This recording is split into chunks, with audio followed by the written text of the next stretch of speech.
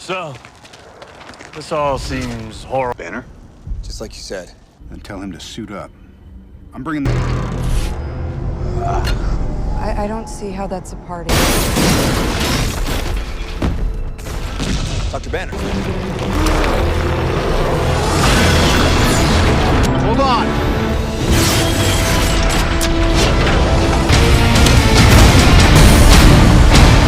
You're not finished yet.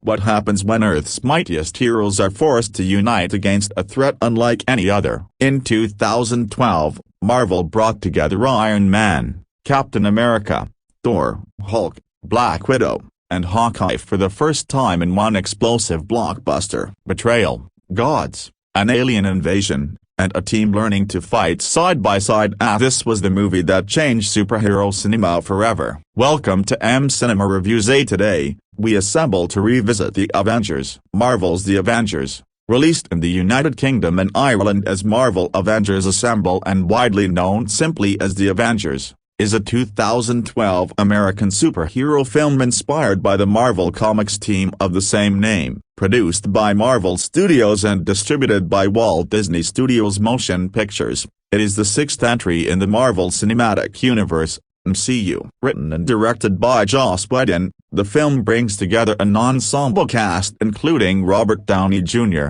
Chris Evans, Mark Ruffalo, Chris Hemsworth, Scarlett Johansson, and Jeremy Renner as the Avengers, alongside Tom Hiddleston, Stellan Skarsgård, Diane Rode, and Samuel L. Jackson. The story follows Nick Fury and Shield as they assemble Tony Stark, Steve Rogers, Bruce Banner, Thor, Natasha Romanoff, and Clint Barton into a team to stop Loki, Thor's brother, from conquering Earth. The project was first conceived in 2005 when Marvel Studios secured financing from Merrill Lynch. After Iron Man's success in 2008, Marvel confirmed plans for The Avengers, originally targeting a 2011 release and uniting heroes from earlier films, including Stark, Rogers, Banner, then played by Edward Norton, and Thor. Casting expanded with Scarlett Johansson joining as Natasha Romanoff in 2009, Jeremy Renner as Clint Barton in 2010,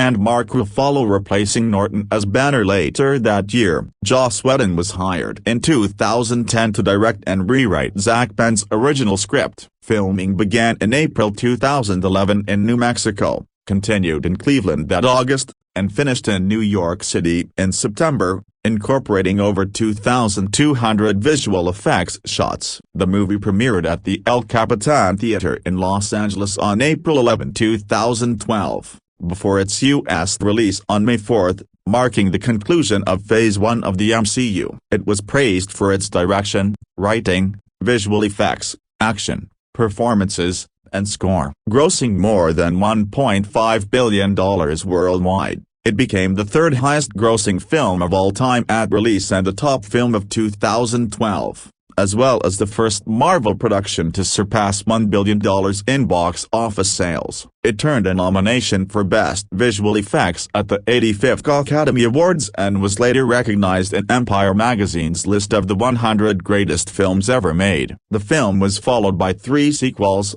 Avengers, Age of Ultron, 2015, Avengers, Infinity War, 2018, and Avengers, Loki, the Asgardian trickster, strikes a deal with the other, emissary of an alien race called the Chitauri, promised an army in exchange for retrieving the powerful Tesseract. Loki arrives on Earth through a portal created when the artifact activates at a SHIELD research facility. He steals the Tesseract and uses his scepter to enslave Dr. Eric Selvig, Clint Barton, and several others to serve him. In response, SHIELD director Nick Fury revives the Avengers initiative. Natasha Romanoff travels to Kolkata to recruit Bruce Banner, whose expertise with gamma radiation can help track the Tesseract. Fury also brings in Steve Rogers, while Phil Coulson approaches Tony Stark to analyze Selvig's work. Loki soon surfaces in Stuttgart, where Barton steals iridium to stabilize the Tesseract's energy. A confrontation with Rogers, Stark,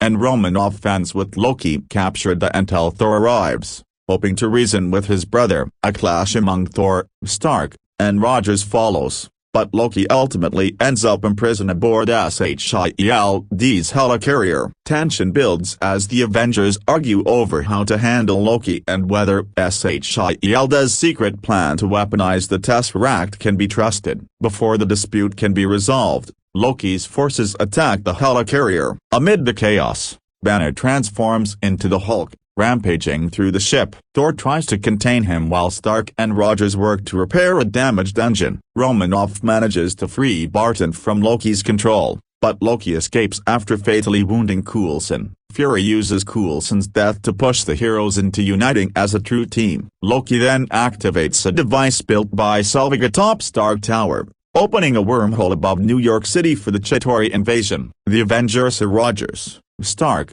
Thor, Romanoff, Barton, and the Hulk join forces to defend the city. The Hulk defeats Loki, while Selvig, freed from mind control, reveals that Loki's scepter can close the portal. Meanwhile, the World Security Council launches a nuclear missile at Manhattan. Stark intercepts the missile and flies it through the wormhole, destroying the Chitauri mothership and disabling their army on Earth. He falls back through the closing portal unconscious, but the team rescues and revives him. Romanoff then uses the scepter to shut the wormhole. In the aftermath, Thor returns Loki and the Tesseract to Asgard for judgment. In a mid-credits scene, the other reports the failed invasion to his master, hinting at a far greater threat to come. The Avengers, 2012, casting, assembling Earth's mightiest heroes, a comprehensive analysis. Introduction. The unprecedented ensemble assembly. When Marvel Studios announced their ambitious plan to create a shared cinematic universe culminating in the Avengers, 2012, the entertainment industry watched with a mixture of skepticism and anticipation. The concept of bringing together multiple established superheroes from different franchises into a single film was unprecedented in scope and complexity. The success of this groundbreaking venture would largely depend on one crucial element: Casting. The process of assembling the perfect ensemble cast for the Avengers represents one of the most significant casting achievements in modern cinema history, involving strategic decisions that would shape the Marvel Cinematic Universe for decades to come. The casting of the Avengers was not a conventional process. Unlike traditional films where casting directors start from scratch, Marvel Studios faced the unique challenge of bringing together actors who had already established their characters in previous films, while simultaneously introducing new cast members who would need to seamlessly integrate into the existing narrative framework. This intricate balancing act required careful consideration of chemistry, star power, narrative continuity, and long-term franchise potential. The film's ensemble cast would ultimately include Robert Downey Jr. as Tony Stark, Iron Man; Chris Evans as Steve Rogers, Captain America; Mark Ruffalo as Bruce Banner, the Hulk; Chris Hemsworth as Thor; Scarlett Johansson as Natasha Romanoff, Black Widow; and Jeremy Renner as Clint Barton, Hawkeye. Supporting this core group were established actors like Samuel L. Jackson as Nick Fury, Tom Hiddleston as Loki, and Stellan Skarsgård as Eric Selvig. Each casting decision carried significant weight, as the success of the individual characters would determine the fate of the larger Marvel Cinematic Universe. The foundation: pre-established characters Robert Downey Jr. as Tony Stark, Iron Man. The catalyst: the casting of Robert Downey Jr. as Tony Stark in 2008's Iron Man was initially considered a risky move by many industry observers. Downey Jr.'s career had been marked by both brilliant performances and personal struggles,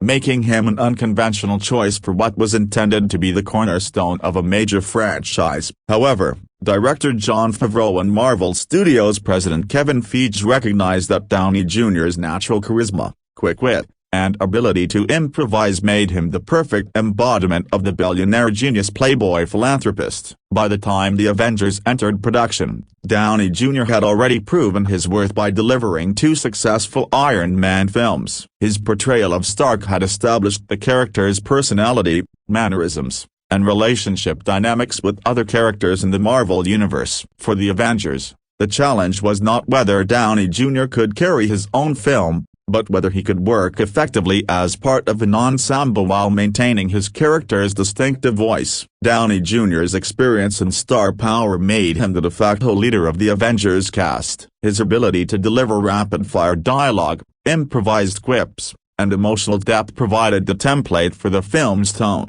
Director Joss Whedon specifically wrote several scenes with Downey Jr.'s improvisational style in mind, knowing that the actor would bring spontaneity and authenticity to every interaction. The casting choice proved prescient, as Downey Jr.'s Tony Stark became the emotional and narrative anchor for the entire MCU. Chris Evans as Steve Rogers, Captain America, the moral compass. Chris Evans' casting as Captain America represents one of the most successful character transformations in superhero cinema. Initially known for his role as the Human Torch in the Fantastic Four films, Evans faced the challenge of completely reimagining his superhero persona for a character that was fundamentally different in every aspect. Where the Human Torch was brash and impulsive, Captain America needed to embody nobility, sacrifice, and unwavering moral conviction. Evans' physical transformation for the role was remarkable, but more importantly, his ability to convey Steve Rogers' fish-out-of-water experience in the modern world provided the Avengers with its emotional and moral center. His casting brought a necessary counterbalance to Tony Stark's cynicism and ego. The dynamic between Evans and Downey Jr. became one of the film's most compelling elements, representing the clash between idealism and pragmatism that would define much of the MCU's future conflicts. The decision to cast Evans required significant confidence from Marvel Studios, as they were essentially betting that audiences would accept him in a completely different superhero role. Evans' dedication to the character, including his willingness to commit to multiple film contracts, demonstrated the level of commitment Marvel was seeking from their core cast members. Chris Hemsworth as Thor, the mythological presence. The casting of Chris Hemsworth as Thor presented unique challenges, as the character required an actor who could credibly portray both the powerful Asgardian god and someone learning to become more human. Hemsworth, a relatively unknown Australian actor at the time of his casting, possessed the physical presence and charismatic personality necessary to make the fantastical elements of Thor believable within a more grounded superhero universe. Hemsworth's natural charm and ability to balance comedy with dramatic weight made him an ideal fit for Joss Whedon's vision of the Avengers. His Thor provided the film with its cosmic and mythological elements while remaining accessible to audiences. The actor's chemistry with his castmates, particularly his ability to hold his own in scenes with more experienced actors like Downey Jr., validated Marvel's decision to cast a relative newcomer in such a crucial role. The success of Hemsworth's casting extended beyond his individual performance. His ability to make Thor's otherworldly origins feel natural within the context of a team of Earth-based heroes was essential to the film's credibility. Hemsworth brought this sense of honor and nobility to the character that complemented Captain America's moral leadership while providing a different cultural and philosophical perspective. The new additions, expanding the universe. Mark Ruffalo as Bruce Banner, the Hulk, a crucial recasting. Perhaps no casting decision for the Avengers was more scrutinized than the choice to replace Edward Norton with Mark Ruffalo as Bruce Banner, the Hulk. Norton had portrayed Banner in 2008's The Incredible Hulk, but creative differences with Marvel Studios led to his departure from the franchise. The search for a new Banner required finding an actor who could bring both the scientific intellect and inner torment that defines the character. Mark Ruffalo's casting came together at the last possible moment, with negotiations continuing until the night before the Comic-Con announcement. Despite turning a modest $3 million for his MCU debut, Ruffalo's casting proved to be one of Marvel's most inspired decisions.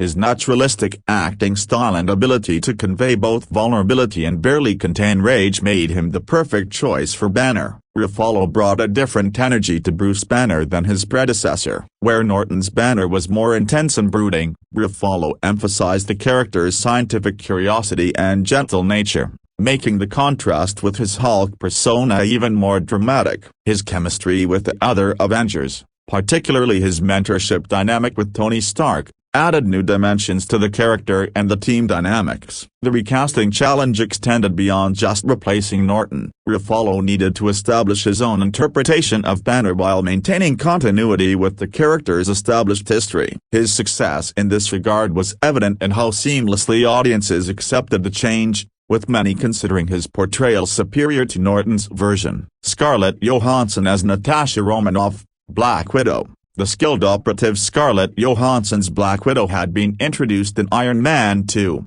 but the Avengers represented her first opportunity to fully showcase the character as a core member of a superhero team. Johansson's casting brought both action credentials and dramatic depth to the role. Her ability to convey Black Widow's complex past and moral ambiguity while maintaining the character's loyalty to her team made her an essential part of the Avengers dynamic. Johansson's performance required balancing multiple aspects of the character: the skilled spy, the loyal teammate, and a person seeking redemption for past actions. Her scenes with Jeremy Renner's Hawkeye provided the film with its most emotionally grounded relationship, while her interactions with the other Avengers demonstrated her character's strategic thinking and adaptability. The casting of Johansson also represented Marvel's commitment to developing strong female characters within the MCU. Even before the studio had greenlit a solo Black Widow film, her presence in the Avengers Ensemble helped establish that the team's strength came not just from superpowers, but from diverse skills and perspectives. Jeremy Renner as Clint Barton/Hawkeye. The grounded warrior Jeremy Renner's casting as Hawkeye faced the unique challenge of making a character without superpowers relevant among gods, super soldiers, and gamma-powered giants. Renner prepared extensively for the physically demanding role, training in archery and appreciating Hawkeye's character depth. His extensive preparation for the role, including archery training and physical conditioning, demonstrated his commitment to making the character credible within the superhero context. Renner brought a blue-collar, working-class sensibility to Hawkeye that grounded the character and made him relatable to audiences. His portrayal emphasized Hawkeye's role as the team's most human member, someone who chose to stand alongside superhumans through skill and determination rather than enhanced abilities. This characterization provided the Avengers with its most relatable hero, someone whose courage was entirely human in origin. The chemistry between Renner and Johansson became one of the film's emotional anchors. Their shared history as S.H.I.E.L.D. agents and the mutual trust between their characters provided a stable foundation amidst the chaos of the team's formation. Renner's ability to convey Hawkeye's unwavering loyalty and professional competence made the character essential to the team's success. Supporting cast excellence: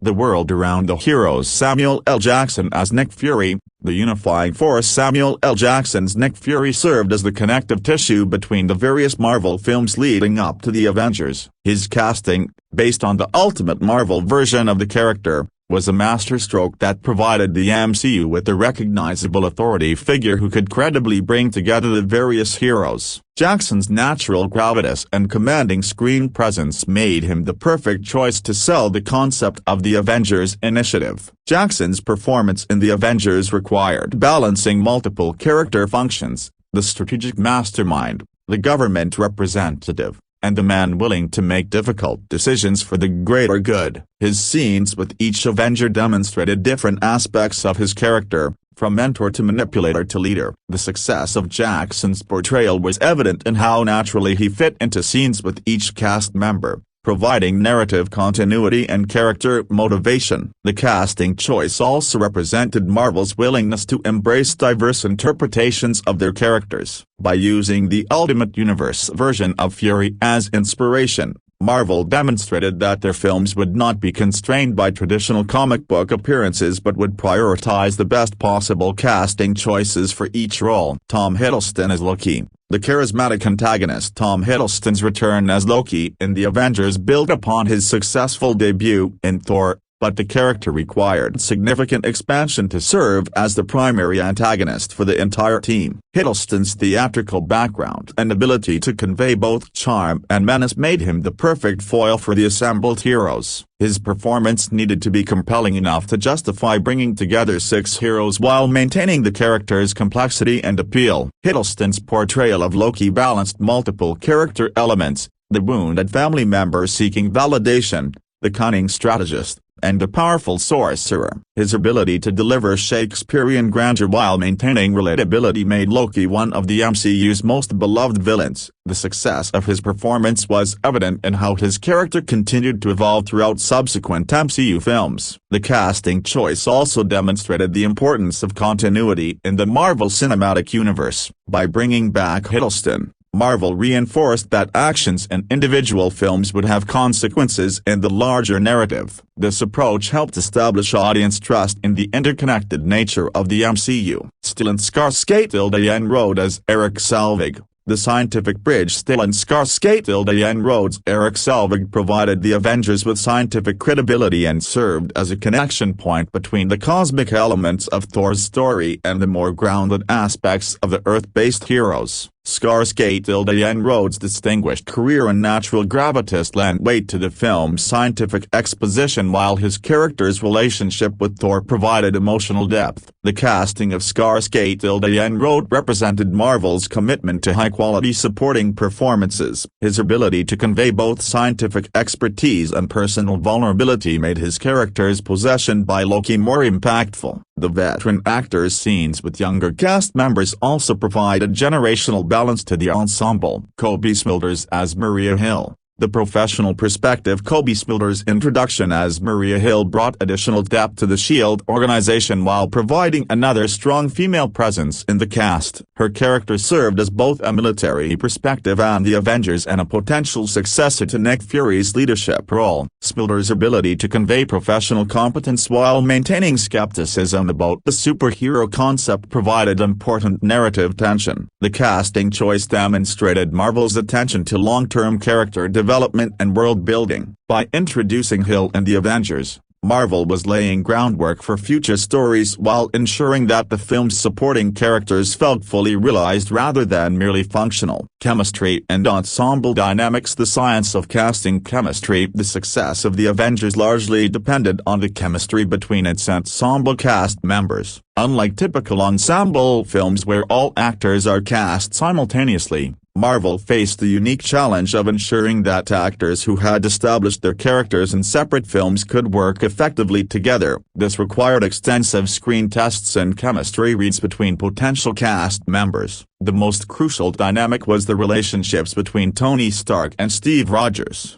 representing the clash between modern cynicism and traditional heroism. Robert Downey Jr. and Chris Evans' natural chemistry in their scenes together provided the film with its central character conflict. Their ability to convey both antagonism and mutual respect gave weight to their eventual partnership. Similarly, the relationships between Black Widow and Hawkeye required actors who could convey years of shared history through subtle interactions. Johansson and Renner's ability to communicate their characters' trust and loyalty without extensive exposition demonstrated the importance of casting actors who could work effectively with minimal dialogue. The team's group dynamics required each actor to maintain their character's individual voice while contributing to the larger ensemble. This balance was particularly challenging for Thor and Hulk, characters whose power levels could easily overshadow their teammates. Hemsworth and Ruffalo's ability to make their characters team players rather than lone wolves was essential to the film's success. Directorial vision and cast integration. Joss Whedon's approach to directing the ensemble cast was heavily influenced by his television experience with shows like Buffy the Vampire Slayer and Firefly. His understanding of ensemble dynamics and character development informed his casting preferences and directorial style. Whedon's ability to write distinctive voices for each character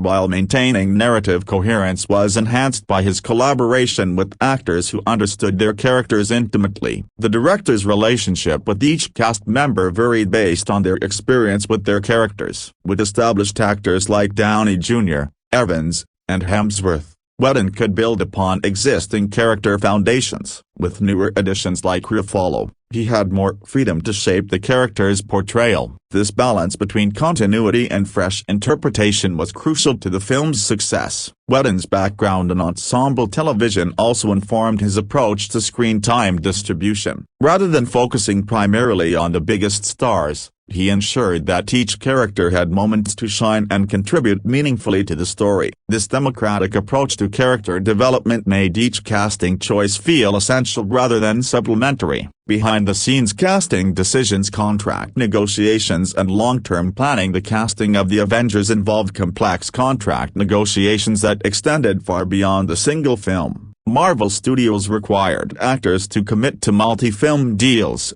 understanding that the success of their cinematic universe depended on character continuity. These negotiations often influenced casting decisions, as Marvel prioritized actors willing to make long-term commitments to their characters. Robert Downey Jr.'s contract negotiations were particularly complex, given his status as the MCU's foundational character. His deal needed to account for his starring roles in individual Iron Man films as well as his participation in ensemble movies. The success of these negotiations set the template for future Marvel contracts. Similarly, Chris Evans initially expressed reluctance about committing to multiple films, preferring to focus on smaller, more artistic projects. Marvel's ability to convince Evans to embrace the Captain America role for multiple films was crucial to their long-term planning. His eventual enthusiasm for the character and willingness to extend his contract demonstrated the importance of finding actors who can grow with their roles. Physical requirements and preparation. The casting of the Avengers required actors capable of handling intense physical demands. Beyond basic fitness requirements, each actor needed to master specific skills related to their character's abilities. This physical preparation often began months before filming and continued throughout production. Chris Hemsworth's transformation into Thor required extensive strength training to achieve the character's godlike physique. His dedication to maintaining this physical standard across multiple films demonstrated the level of commitment Marvel expected from their leads. Similarly,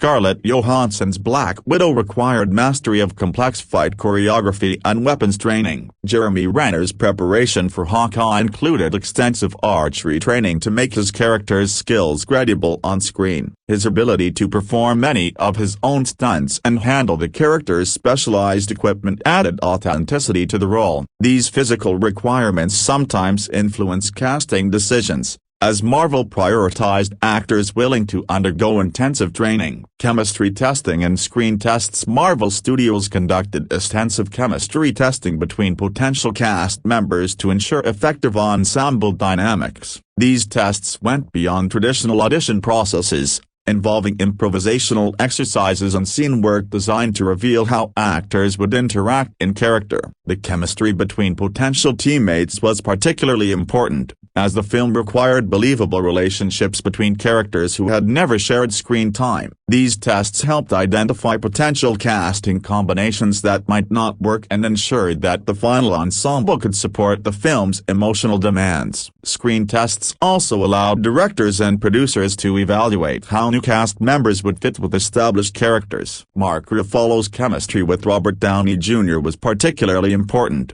as their characters' relationship would become central to future MCU films. The success of these interactions and testing helped validate Ruffalo's casting despite his lack of previous superhero experience. Cultural impact and legacy of casting choices. Diversity and representation. The casting of the Avengers reflected both the opportunities and limitations of superhero casting in 2012. While the film featured strong performances from actors of different backgrounds, the core Avengers team was predominantly white and male, with Black Widow as the sole female member. These limitations would influence Marvel's future casting decisions on character development. Samuel L. Jackson's prominent role as Nick Fury represented a significant step forward in superhero film diversity. His casting, based on the Ultimate Universe version of the character, demonstrated Marvel's willingness to reimagine traditional characters in ways that better reflected modern audiences. This approach would become a template for future casting decisions throughout the MCU. The success of the Avengers also highlighted the importance of representation in superhero media. The film's global success with diverse casting choices influenced Marvel's future commitment to more inclusive storytelling and character development. This legacy continues to shape MCU casting decisions today. International appeal and global casting. The casting of the Avengers considered international market appeal, recognizing that the film would need to succeed globally to justify its massive budget. This consideration influenced decisions about which actors to feature prominently and how to present characters to international audiences. Chris Hemsworth's casting as Thor brought Australian representation to the core team, while Tom Hiddleston's British background added European appeal. These international connections helped the film connect with global audiences and demonstrated the universal appeal of the superhero genre. The film's success in international markets validated Marvel's approach to casting actors from different countries in major roles. This global perspective would become increasingly important as the MCU expanded and sought to appeal to worldwide audiences. Influence on superhero casting trends. The success of the Avengers casting established new standards for superhero ensemble films. The movie demonstrated that audiences would accept multiple established characters sharing screen time, paving the way for future team-up films across different franchises. The film's approach to balancing star power with character development influenced how other studios approached superhero casting. The success of actors like Chris Hemsworth and Tom Hiddleston, who were relatively unknown before their Marvel roles,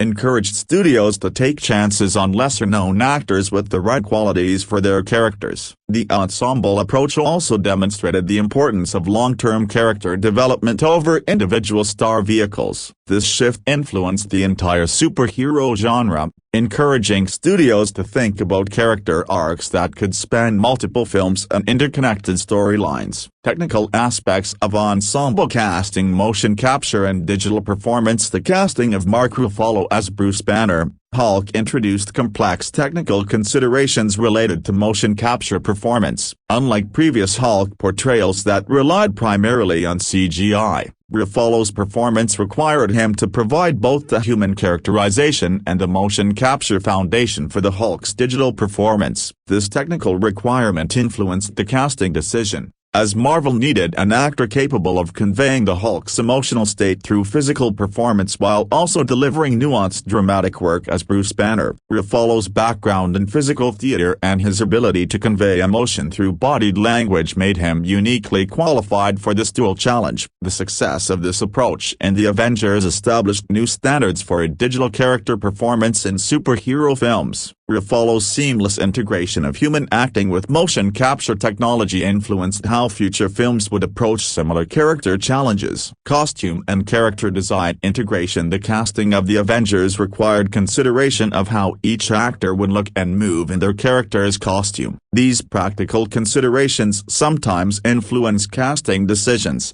as certain costume designs required specific physical attributes or movement capabilities. Chris Evans' physique and bearing made him ideal for Captain America's iconic costume, while Chris Hemsworth's stature suited Thor's more elaborate Asgardian armor. These physical considerations, while secondary to acting ability, were important factors in creating believable superhero characters. The costume requirements also influenced how actors prepared for their roles. Jeremy Renner's archery training was partly motivated by the need to look natural handling Hawkeye's specialized equipment, while Scarlett Johansson's fight training was designed to work with Black Widow's form-fitting costume. Stunt work and action sequences. The action-heavy nature of the Avengers required casting actors capable of performing complex stunt sequences or working effectively with stunt doubles. This requirement influenced both initial casting decisions and ongoing preparation throughout production. Most of the core cast members performed at least some of their own stunt work,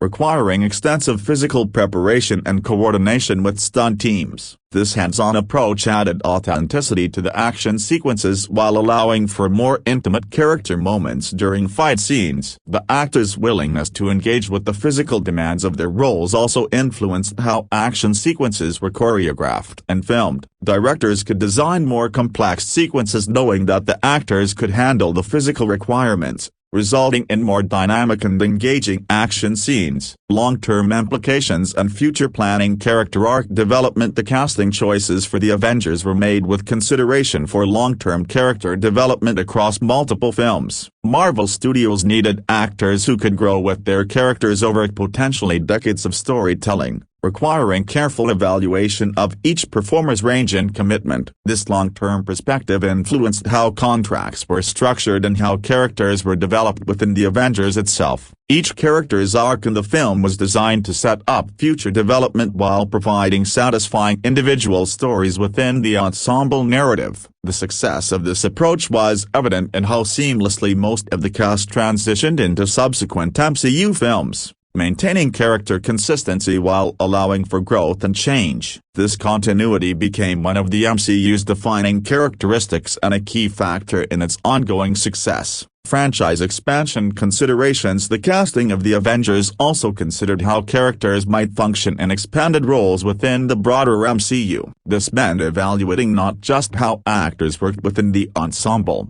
but how they might carry solo films or support other characters' stories. Some casting decisions were made specifically with expansion in mind. Scarlett Johansson's Black Widow was developed with the possibility of solo films in consideration, while Jeremy Renner's Hawkeye was positioned for potential supporting roles in other characters' stories. This strategic approach to casting helped ensure that the Avengers would serve as a launching pad for expanded storytelling rather than simply a culmination of existing narratives. The success of this approach is evident in how many of the film's cast members continued to play major roles throughout the MCU's subsequent phases. Industry impact and legacy. The casting success of the Avengers had significant impact on the broader entertainment industry, influencing how studios approach ensemble storytelling and franchise development. The film demonstrated that audiences were willing to invest in complex, interconnected narratives featuring multiple established characters. This success encouraged other studios to attempt similar ensemble approaches,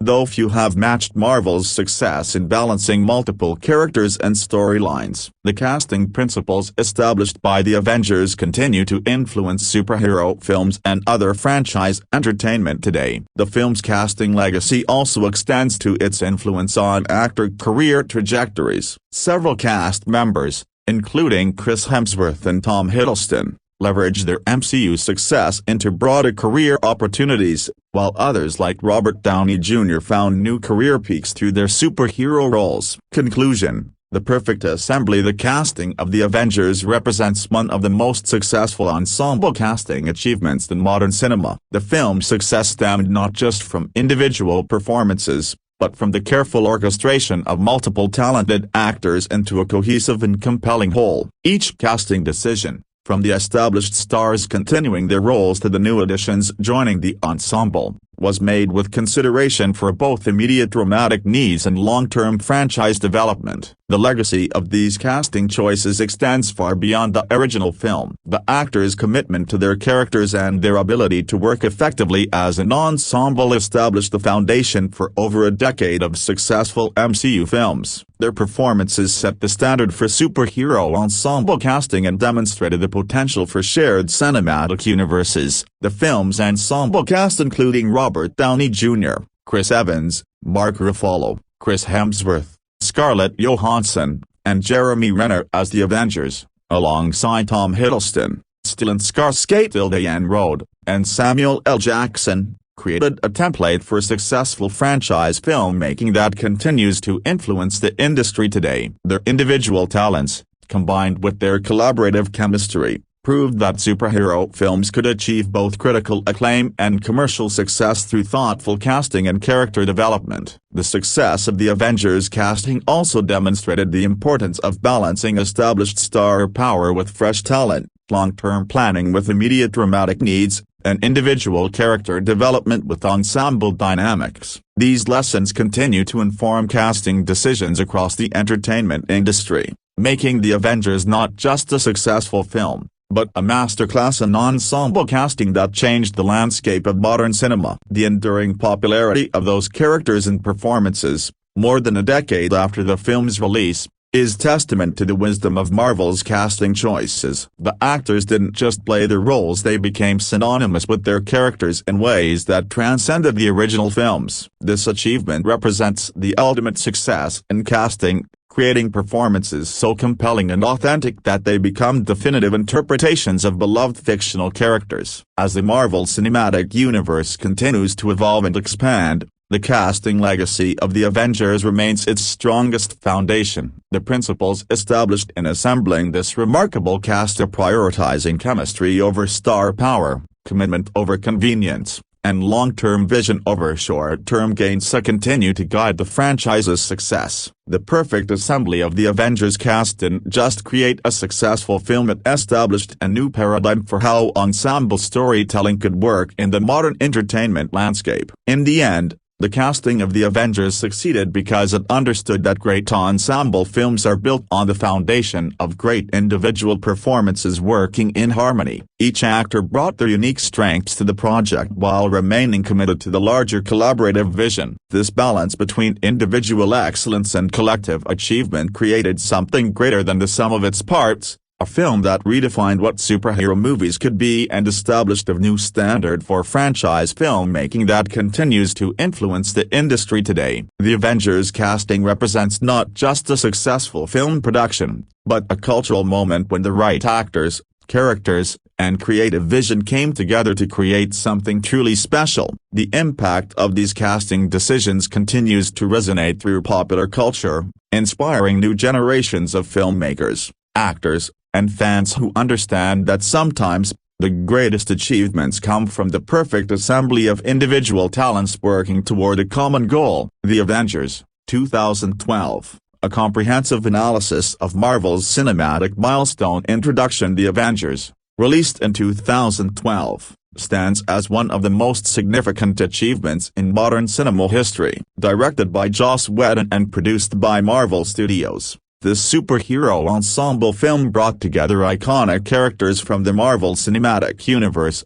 MCU, for the first time, creating a cinematic experience that would forever change the landscape of blockbuster filmmaking. The film represented the culmination of 4 years of careful world-building through standalone films featuring Iron Man, Thor, Captain America, and the Incredible Hulk, demonstrating that a shared cinematic universe could not only work but could also achieve unprecedented commercial and critical success. The Avengers marked a pivotal moment in entertainment history, proving that audiences were ready for complex, interconnected storytelling on a massive scale. The film's success would go on to influence countless other studios attempting to replicate Marvel's formula, while establishing the MCU as one of the most successful film franchises of all time. This comprehensive analysis examines every aspect of the film's creation, from its initial conception and development through its production challenges, release strategy, and lasting impact on both the film industry and popular culture. Production development and pre-production. The genesis of the Avengers can be traced back to the visionary leadership of Marvel Studios and the strategic planning of producer Kevin Feige. Following the formation of Marvel Studios as an independent film studio,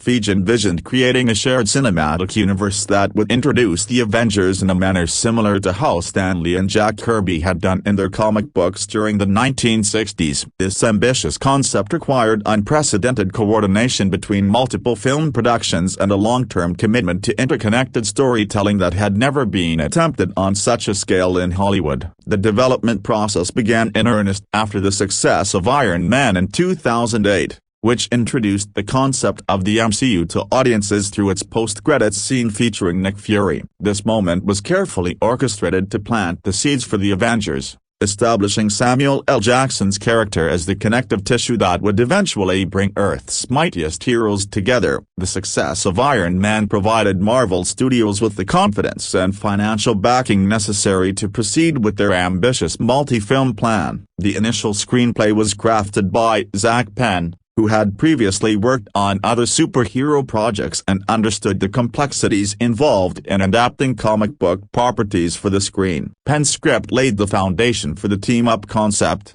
establishing the basic framework for how these diverse characters would come together to face a common threat. However, the project required a director with a unique vision who could balance the various character arcs while delivering spectacular action sequences and meaningful character development. In April 2010, Joss Whedon was brought on board to rewrite Penn's original screenplay and direct the film. Whedon's hiring was considered a masterstroke by Marvel Studios, as his experience with ensemble storytelling through television series like Buffy the Vampire Slayer and Firefly made him ideally suited for the challenge of balancing multiple lead characters. His background in both comedy and drama, combined with his deep understanding of comic book mythology, positioned him perfectly to tackle the complex narrative requirements of the Avengers. Whedon's approach to the rewrite was comprehensive, fundamentally reimagining the story structure to ensure that each character received adequate development and screen time. He recognized that the film's success would depend on the audience's emotional investment in the characters as individuals and as a team. His rewrite focused on creating genuine conflict and growth among the heroes,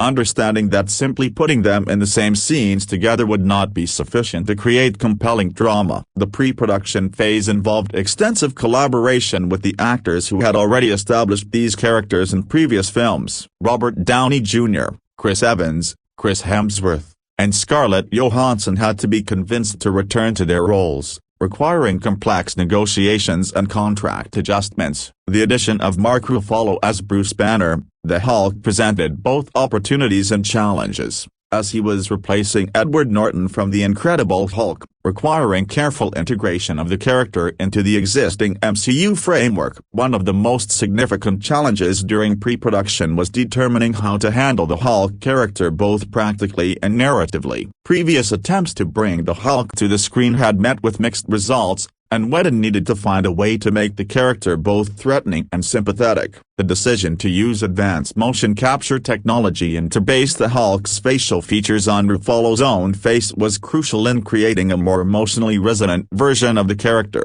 The visual effects pre-planning was particularly intensive, as the film would require unprecedented coordination between multiple VFX houses to create the various superhero abilities, alien technology, and massive destruction sequences. Industrial Light Magic was selected as the primary VFX vendor, with additional work distributed among several other companies. The pre-visualization process was essential in planning complex sequences like the Battle of New York, which would require precise coordination between practical filming and digital elements. Costume design and production design also required careful consideration during pre-production. Each character's costume needed to remain faithful to their established look while being practical for the extensive action sequences. The helicarrier design became a central element of the production design, requiring the creation of both practical sets and digital extensions that would serve as the primary location for much of the film's middle act. The pre-production phase also involved extensive location scouting, as the film would require multiple distinct environments to accommodate the various characters and story elements. The decision to film in multiple cities was driven both by logistical considerations and by the desire to create a sense of global scope that would match the international nature of the threat the Avengers would face. Filming principal photography for the Avengers began in April 2011,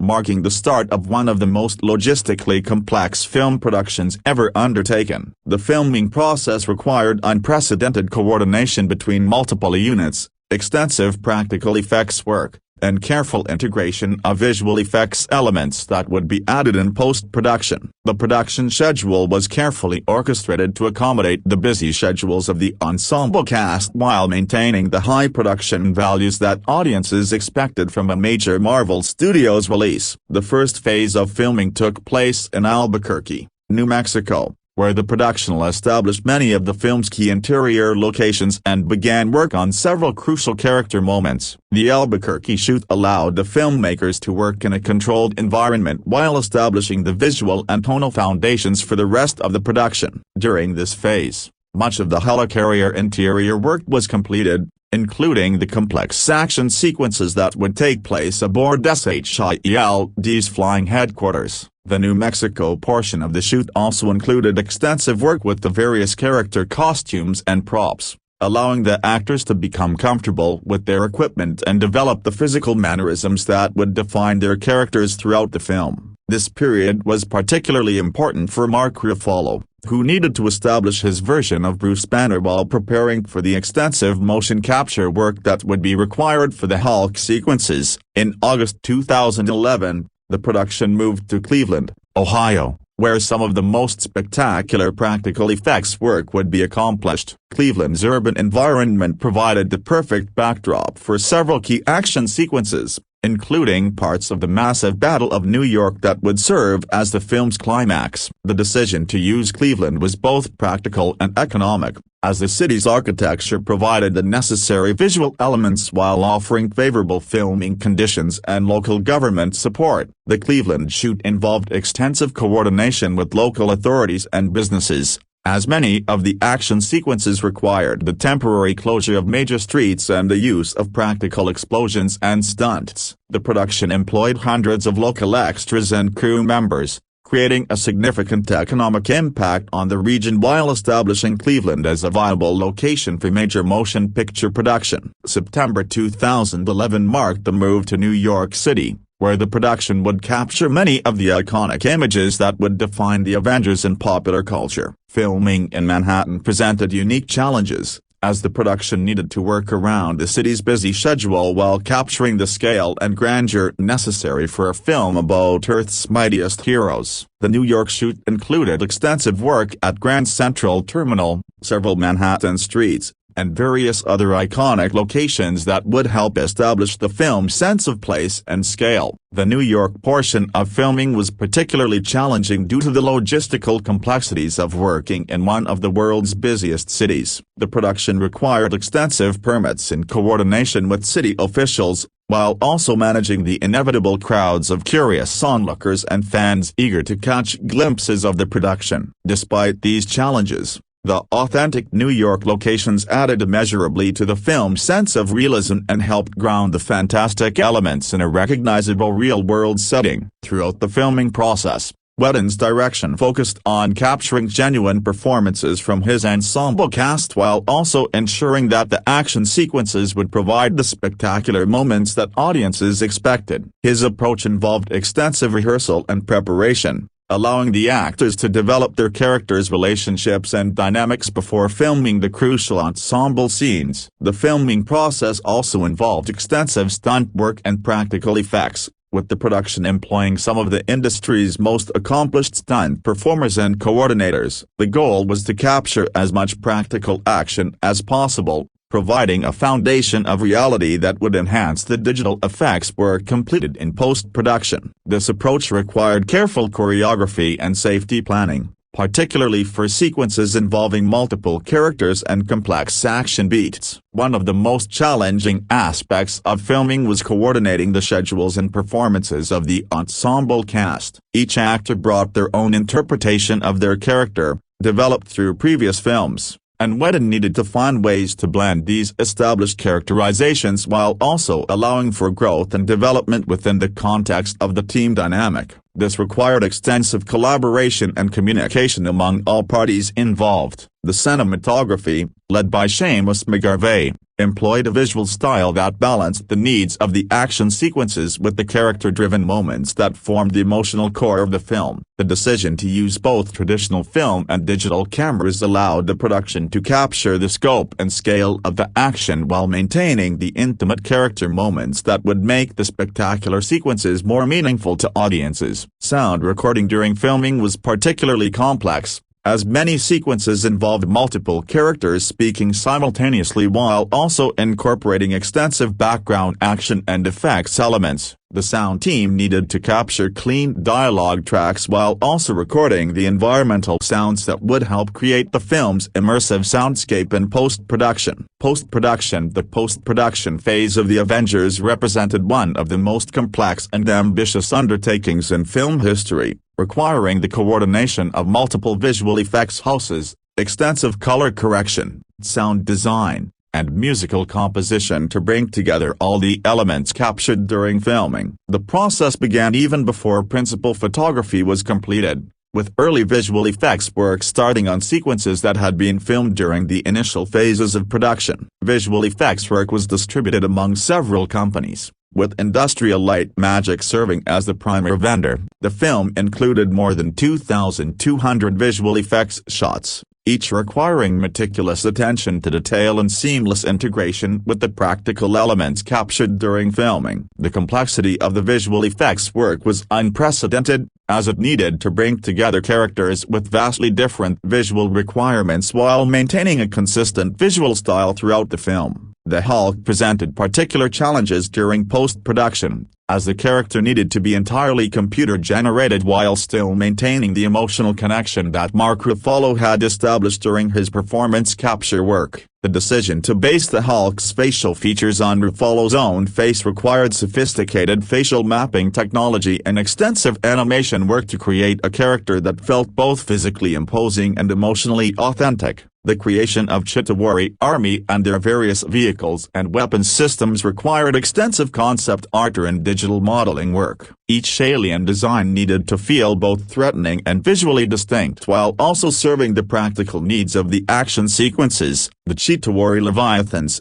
in particular, required complex animation work to create creatures that felt both massive and agile, capable of the destruction depicted in the film while also responding believably to the hero's attacks. The Battle of New York sequence required unprecedented coordination between practical and digital elements. The sequence combined footage shot in multiple locations with extensive digital environments, characters, and effects work. Every shot required careful planning and execution to ensure that the practical elements would integrate seamlessly with the digital additions, creating a coherent and visually spectacular finale. The film was converted to 3D during post-production, a process that required additional time and resources but added to the immersive quality of the action sequences. The 3D conversion was handled with particular care to ensure that it enhanced rather than distracted from the storytelling, with special attention paid to the depth and dimensionality of the spectacular action sequences. Color correction and digital intermediate work was extensive, as the film needed to maintain visual consistency despite being shot in multiple locations under varying conditions. The color palette was carefully designed to support the film's emotional journey, with warmer tones used for character moments and cooler, more dramatic colors employed during the action sequences. Sound design and mixing required careful attention to balance the dialogue, music, and effects elements while maintaining clarity and impact throughout the film's runtime. The sound team needed to create distinct audio signatures for each character's abilities and weapons while also developing the environmental sounds that would make the various locations feel authentic and immersive. The editing process, overseen by Jeffrey Ford and Lisa Lask, required careful pacing to balance the character development with the action sequences while maintaining narrative momentum throughout the film's substantial runtime. The editors worked closely with Whedon to ensure that the final cut would deliver both the spectacular moments that audiences expected and the emotional beats that would make those moments meaningful. Preview screenings and test audiences played a crucial role in the post-production process, providing feedback that helped refine the final cut and ensure that the film would resonate with general audiences as well as comic book fans. These screenings led to several adjustments in pacing and structure, demonstrating the collaborative nature of the filmmaking process. Music. The musical score for the Avengers, composed by Alan Silvestri, represents one of the most memorable and effective superhero film scores ever created. Silvestri's approach to the music required balancing the individual musical identities that had been established for each character in their previous films while creating new thematic material that would represent the team as a unified force. This challenge was compounded by the need to support both intimate character moments and spectacular action sequences within a cohesive musical framework. Silvestri's main Avengers theme became an instant classic, combining heroic brass fanfares with thriving rhythmic elements that perfectly captured the sense of unity and power represented by the Ensemble team. The theme was designed to be both memorable and versatile, capable of being adapted for different dramatic contexts throughout the film while maintaining its essential character and emotional impact. The composer's approach to the individual character themes was carefully considered, as he needed to reference the musical elements that had been established in previous films without being bound by them. Iron Man's musical identity incorporated electronic elements that reflected the character's technological nature, while Thor's themes drew upon more traditional orchestral colors that suggested his mythological origins. The score's treatment of the Hulk required particular creativity, as Silvestri needed to create musical material that would support both Bruce Banner's internal struggle and the Hulk's raw power. The composer employed innovative orchestration techniques and unconventional instrumental combinations to create a musical language that could express the character's complex duality. Action sequences required extensive musical planning and coordination with the visual effects and editing teams. Silvestri's score needed to support the complex choreography of the battle sequences while maintaining emotional connection to the characters involved. The Battle of New York sequence, in particular, required music that could sustain excitement and tension over an extended period while also providing emotional peaks that would enhance the story's dramatic moments. The orchestration of the score employed a full symphony orchestra augmented with additional brass, percussion, and electronic elements. The size and scope of the musical forces reflected the epic nature of the story while also providing the composer with the resources necessary to create the dynamic range required by the film's various dramatic contexts. Recording sessions were conducted with the London Symphony Orchestra, taking advantage of the ensemble's experience with film music and their ability to perform the technically demanding score with precision and musicality. The recording process involved extensive coordination between the composer, conductor, and recording engineers to capture the full impact of the orchestral performance while maintaining the clarity necessary for the film's complex sound mix. The score's integration with the film's sound effects and dialogue required careful planning and execution during the mixing process. Silvestri worked closely with the sound design team to ensure that the music would support rather than compete with the other audio elements,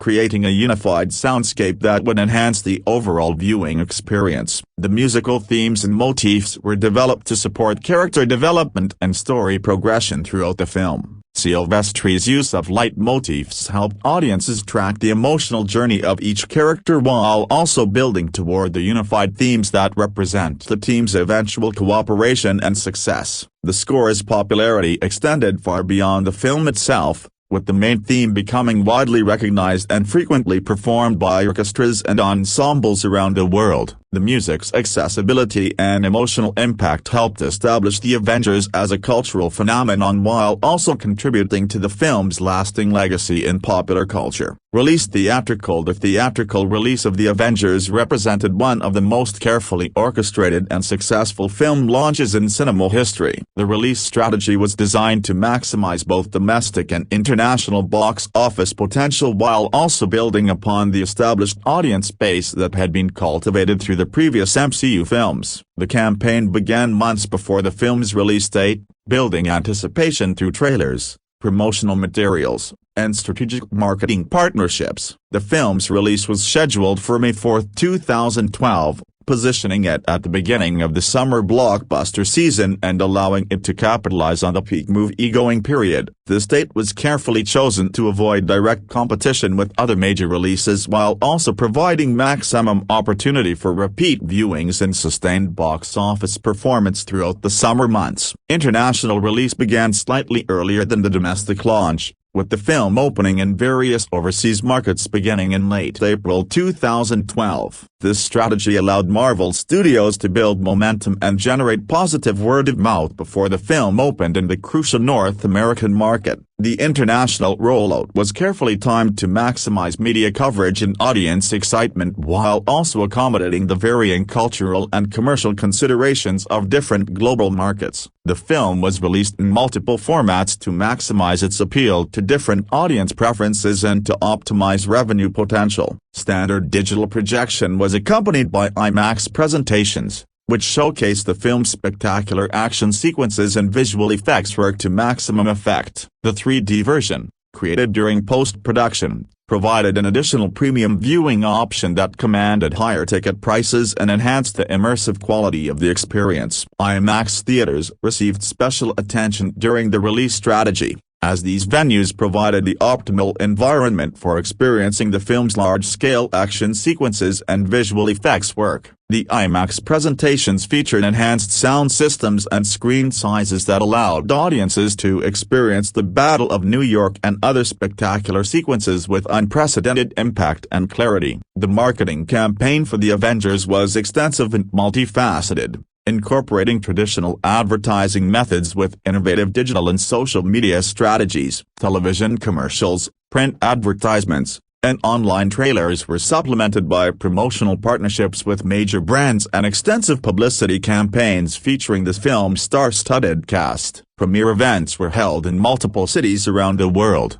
generating significant media coverage and building excitement among fans and general audiences alike. The Los Angeles premiere, held at the El Capitan Theater, featured all the major cast members and provided extensive photo and interview opportunities that were distributed globally through various media outlets. The film's theatrical release was supported by extensive merchandising campaigns that included toys, clothing, collectibles, and promotional tie-ins with restaurants and retail establishments. These partnerships not only generated additional revenue but also helped maintain public awareness and excitement throughout the film's theatrical run. Critical screenings were strategically scheduled to generate positive reviews and word of mouth before the general release. The film's quality and entertainment value ensured that early reviews were largely positive, creating additional momentum for the opening weekend and subsequent box office performance. The theatrical presentation itself was carefully calibrated to provide optimal audience experience across all formats. Sound mixing and projection specifications were precisely detailed to ensure consistency across different theater types and locations, maintaining the film's impact regardless of where audiences chose to view it. Opening weekend preparations included coordination with theater chains to ensure adequate staffing and equipment for the anticipated high volume of attendees. Many theaters added additional screenings and extended hours to accommodate demand,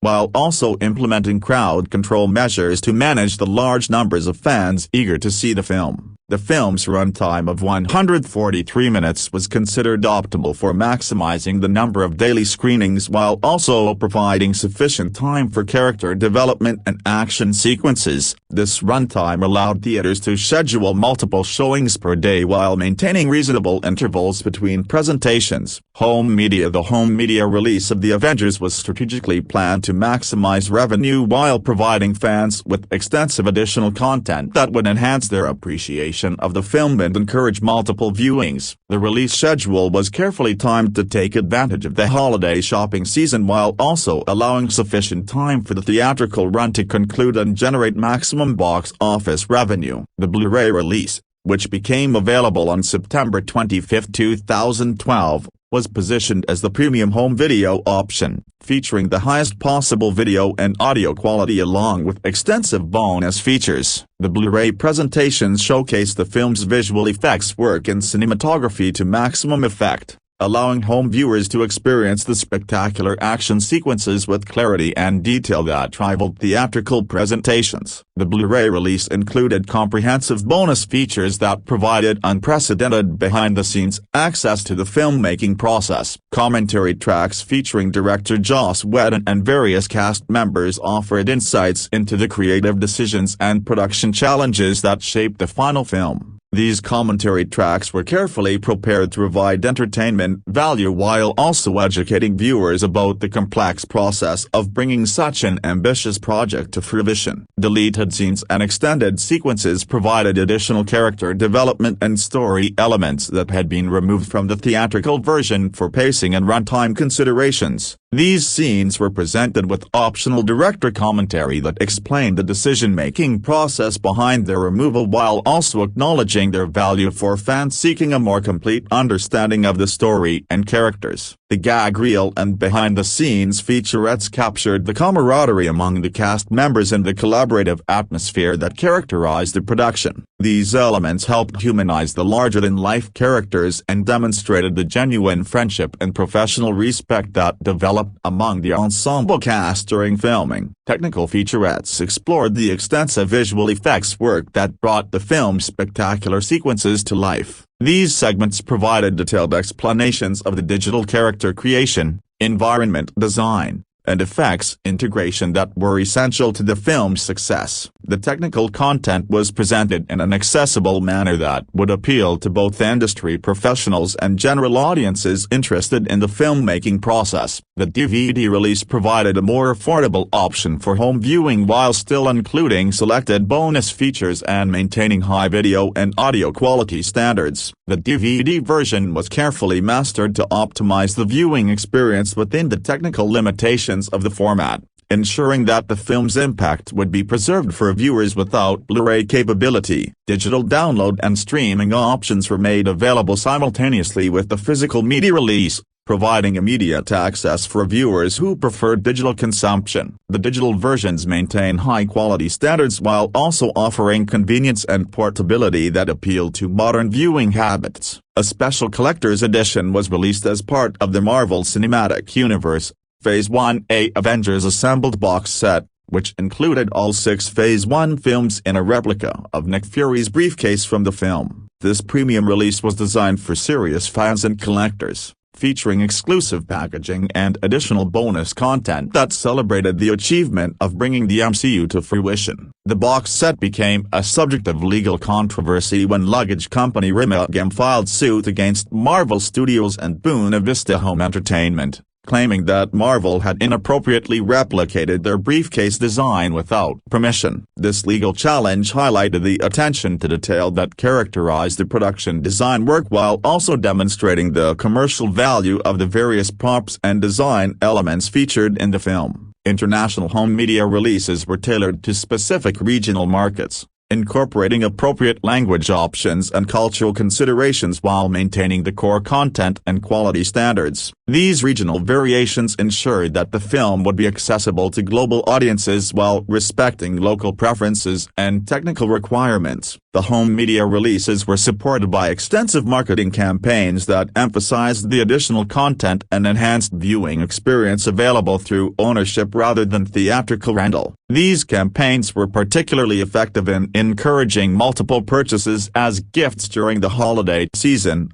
contributing significantly to the film's overall revenue performance. Reception box office. The box office performance of The Avengers exceeded all expectations and established new benchmarks for commercial success in the film industry. The film's financial achievement demonstrated the viability of the shared cinematic universe concept while also proving that audiences were ready for sophisticated, interconnected storytelling on an unprecedented scale. The success of The Avengers fundamentally changed Hollywood's approach to franchise filmmaking and established Marvel Studios as one of the most successful production companies in the industry. Opening weekend performance was nothing short of spectacular, with the film earning $207.4 million domestically across 4,349 theaters during its first 3 days of release. This opening weekend figure shattered previous records and demonstrated the incredible anticipation that had been built through years of careful world-building and strategic marketing. The per-theater average was exceptionally high,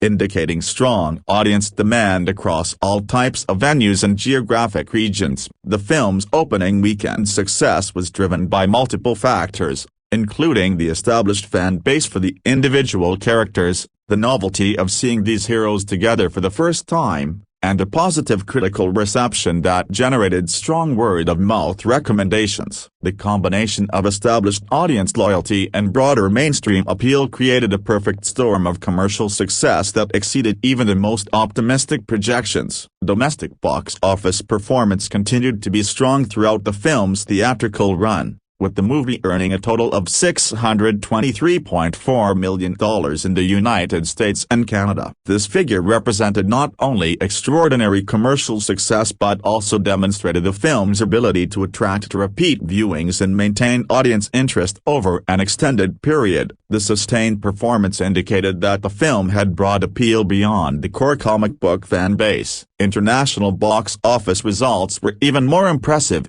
with the film earning approximately $895.5 million in overseas markets. This international success demonstrated the global appeal of the Marvel characters and the universal nature of the themes and storytelling techniques employed in the film. The strong international performance also validated Marvel Studios' strategy of creating content that would resonate with diverse global audiences. The film's worldwide total of approximately $1.518 billion made it the first Marvel production to generate more than $1 billion in ticket sales, achieving a milestone that had previously been reached by only a handful of films in cinema history. This achievement validated the massive investment that had been made in developing the MCU and establishing the individual character films that led up to The Avengers. The Avengers became the highest-grossing film of 2012, surpassing other major releases and demonstrating the dominance of superhero content in the global marketplace. The film's success contributed significantly to making 2012 one of the most successful years in box office history while also establishing new expectations for summer blockbuster performance. The film's success was particularly impressive given its substantial production budget of approximately $220 million,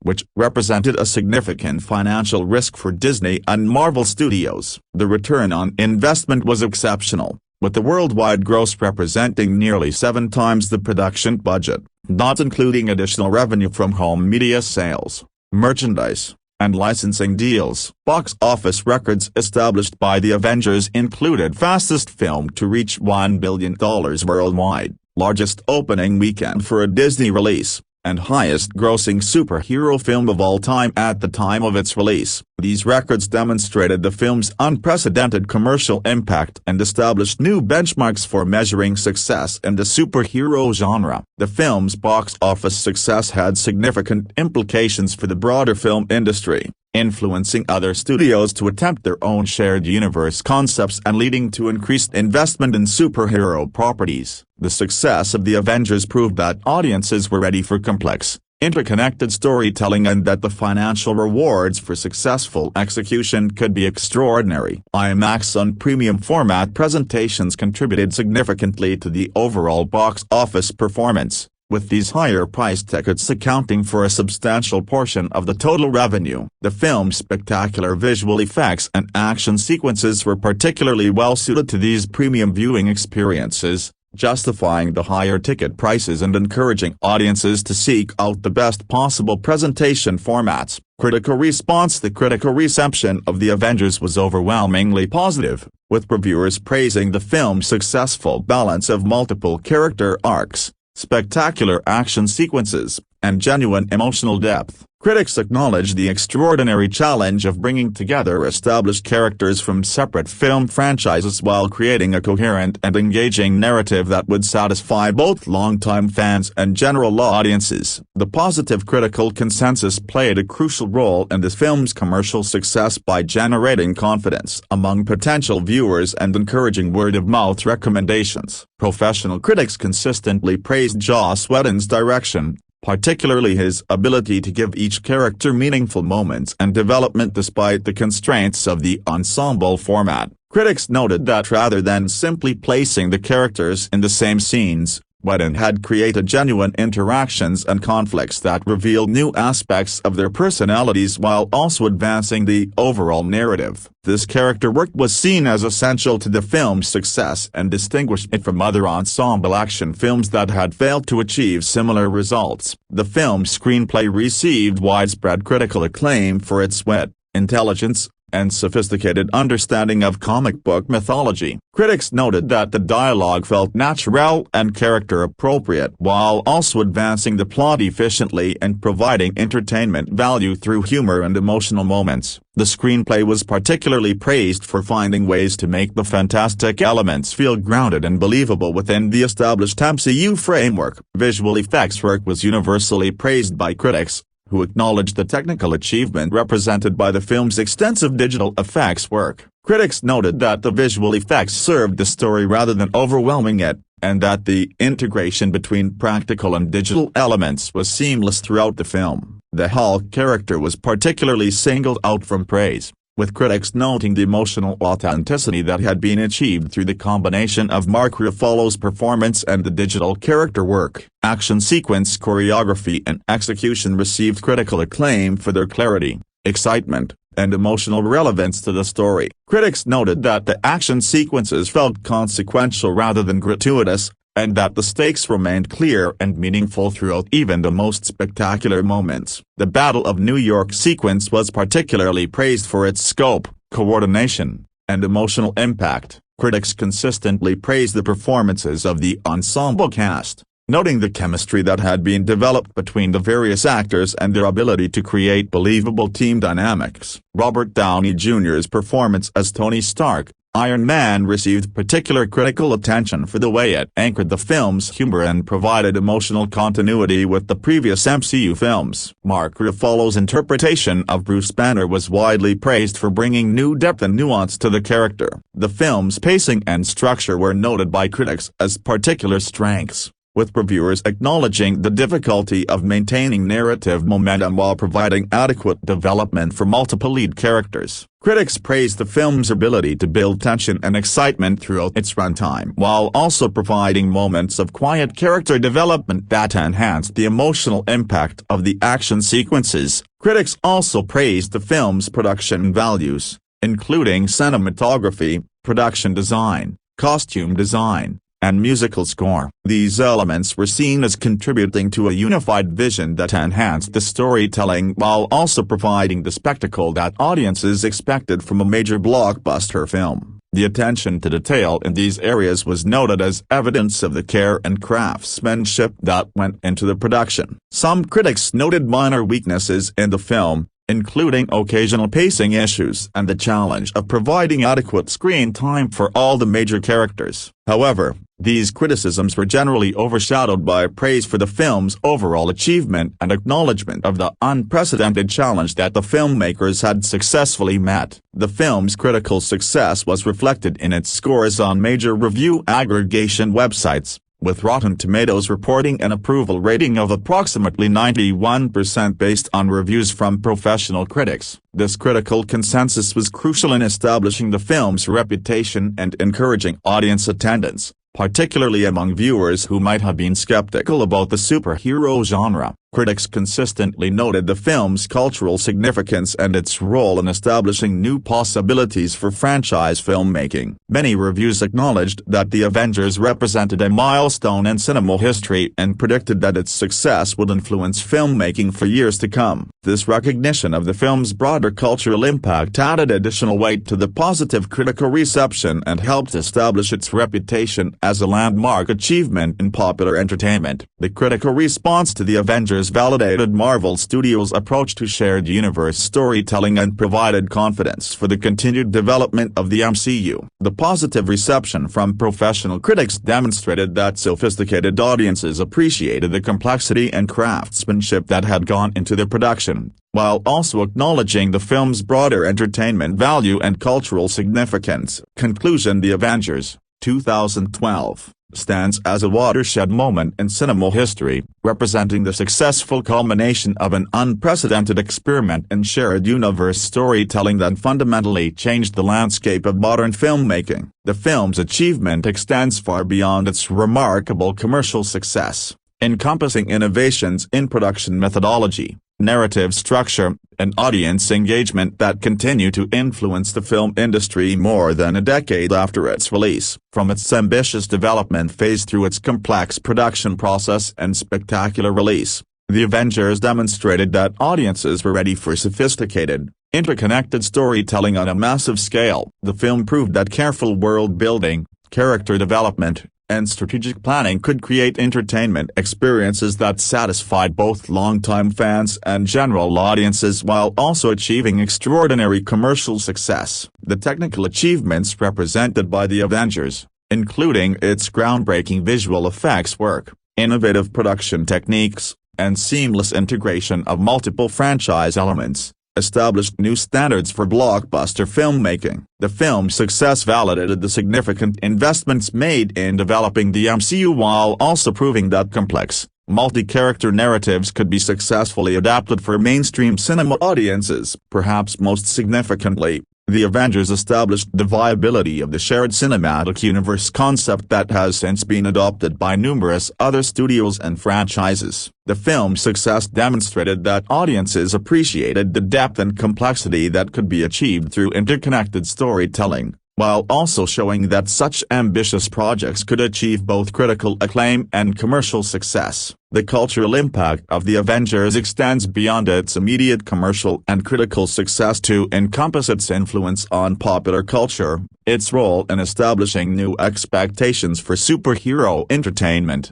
and its demonstration of the power of collaborative filmmaking. The film's legacy continues to influence entertainment production and consumption patterns, while its characters and themes have become integral parts of contemporary popular culture. The success of The Avengers validated the vision of Marvel Studios and demonstrated the value of long-term planning and creative consistency in franchise development. The film's achievement provided the foundation for the continued expansion of the MCU and established principles that continue to guide the development of interconnected entertainment properties across various media. As both a remarkable individual achievement and a crucial stepping stone in the evolution of modern entertainment, The Avengers, 2012, represents a landmark moment that successfully bridged. Review. 1. The Avengers is the first major crossover in the Marvel Cinematic Universe and the first to be released by Walt Disney Pictures. The previous films were released by Paramount Pictures, apart from The Incredible Hulk, which was distributed by Universal Studios. And as part of the deal of transferring the distribution rights from Paramount to Disney, the Paramount logo appears on this film, its promotion and its merchandise, as well as Paramount turning 8% of the film's income. The Walt Disney Company is credited as the end of the film. However, The Avengers was directed by Joss Whedon and stars Robert Downey, Jr., Chris Evans, Mark Ruffalo, Chris Hemsworth, Scarlett Johansson, Jeremy Renner, Tom Hiddleston and Samuel L. Jackson. The film was successful financially and critically and broke box office records as the biggest weekend opening for a film and the fastest film to gross $1 billion worldwide. The film is statistically the most successful film released by Walt Disney to date, and it regarded by many as one of the greatest superhero films of all time. The film has been nominated for the Academy Award for Best Visual Effects. Nick Fury,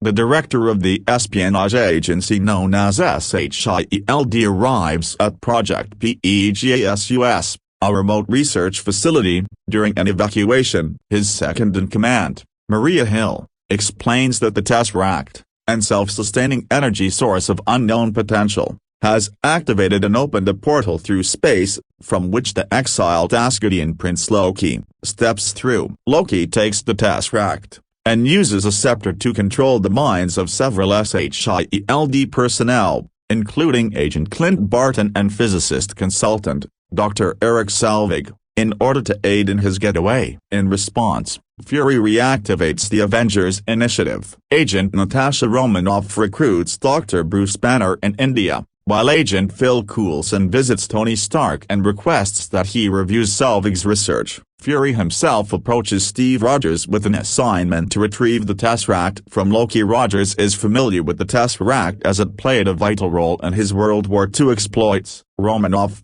Coulson, Rogers, and Banner meet on the SHIELD helicarrier before it goes airborne. Dr. Banner is escorted to his lab after a brief meeting with Fury. Banner has been consulted to trace the gamma signature that the Tesseract radiates. After spending some time tracking the whereabouts of the Tesseract on the helicarrier, a man of Loki's description is located in Europe. Iron Man, Captain America, and Romanoff travel to Stuttgart, Germany to apprehend Loki, who, with the aid of a mind-controlled Barton, is stealing iridium needed to stabilize the Tesseract and demanding worship. After a battle with the heroes, Loki surrenders and is being returned to the helicarrier in the Quinjet. Thor, Loki's adoptive brother and the Asgardian god of thunder, attempts to free Loki and reason with him. After a confrontation with Iron Man and Captain America, Thor accompanies them to imprison Loki on the helicarrier. After Loki is put into the cell originally intended for the Hulk, Thor reveals to the team that Loki is allied with the Chitauri,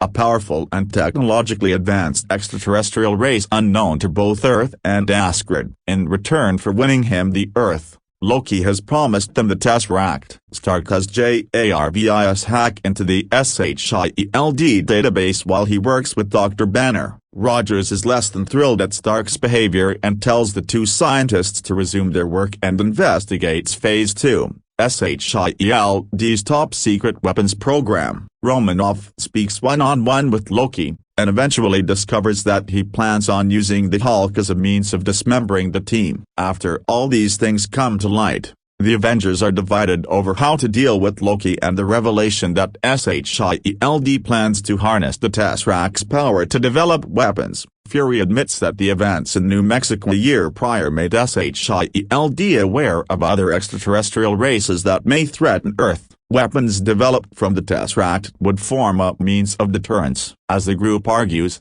Barton and Loki's possessed agents attack the helicarrier, disabling its engines. As Iron Man and Captain America attempt to restart the damaged engines, Banner transforms into the Hulk, despite Romanoff's efforts to calm him, and runs amok inside the ship, soon battling Thor. During a fight with Barton, Romanoff discovers that knocking him unconscious breaks Loki's mind control. Loki escapes his cell with the help of a possessed agent and traps Thor in the cell. Coulson confronts Loki in an attempt to rescue Thor, and Loki then stabs Coulson through his back with his staff before ejecting Thor from the ship. Fury confronts the expiring Coulson, who hopes his death can be used to motivate the Avengers into working as a team. Stark and Rogers work out that Loki will orchestrate the alien invasion at Stark's New York-based home, Stark Tower, and that defeating them will not be enough for Loki. He needs to overpower them in a public way so as to validate himself as ruler of Earth. Using a Tesseract-powered interdimensional generator Selvig has built,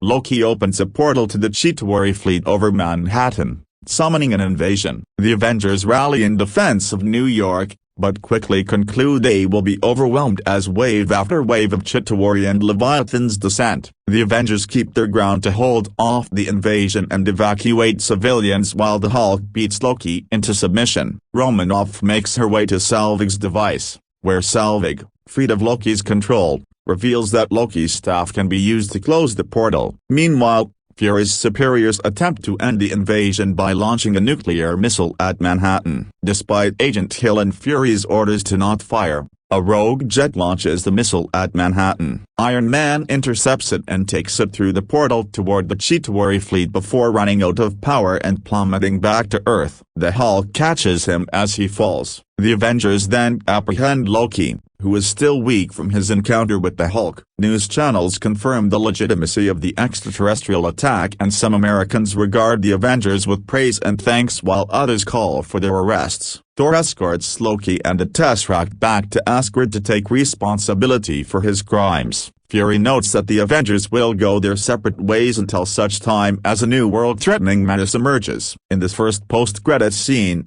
the other tells his master that humans are not the cowering wretches they were promised and that attacking Earth again would be to court death. His master, Thanos, turns and smiles. In a second post-credits scene, the Avengers, gathered at a shawarma restaurant and looking a bit worse for the wear, eat in silence. The film's official title internationally is Marvel's The Avengers. In the United Kingdom and the Republic of Ireland, Walt Disney Pictures made the decision to reclassify the film as Avengers Assemble to avoid confusion with the popular British 1960s spy television series of the same title. Avengers Assemble is a battle cry used in the comic books for decades, first spoken by Thor. The British Board of Film Classification, BBFC, officially classifies the film as Marvel Avengers Assemble, while the website and DVD release refer to the film as Marvel's Avengers Assemble. Products in the United Kingdom related to the film, such as action figures and comic book tie-ins,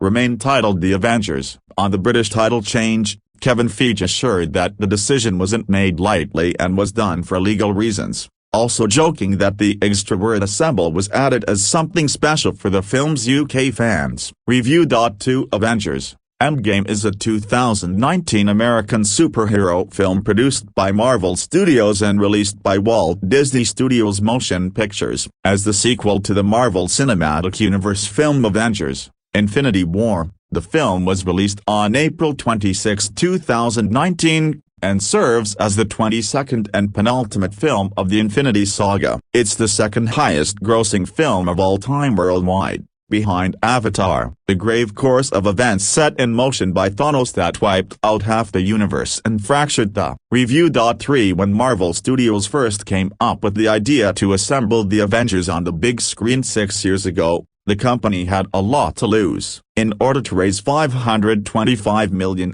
from Merrill Lynch to finance its first slate of films, including Iron Man, the Hulk, Thor and Captain America, the first Avenger, Marvel gambled the movie rights to those properties as collateral. The assets were on the line, Marvel Studios pre-CEO Kevin Feige told Variety. It was make or break. If the movies hadn't worked, something would have happened and it wouldn't have been good. Related stories: with 5 films that have earned a collective $2.3 billion and Avengers selling out theaters around the globe, Marvel has proved the risk was worth taking, especially after Disney bought the company for $4 billion in 2009. It's a very fun transition of you spending so long telling people why you think it'll be great, and why you should do it, and then it shifts to everyone telling you why it works, Feige said. Critics have praised The Avengers, and since it began opening worldwide late last month, the pick has hauled in $218 million, with China, Japan, Russia and the US, where it opens Friday, yet to go. It's expected to fly past the $623 million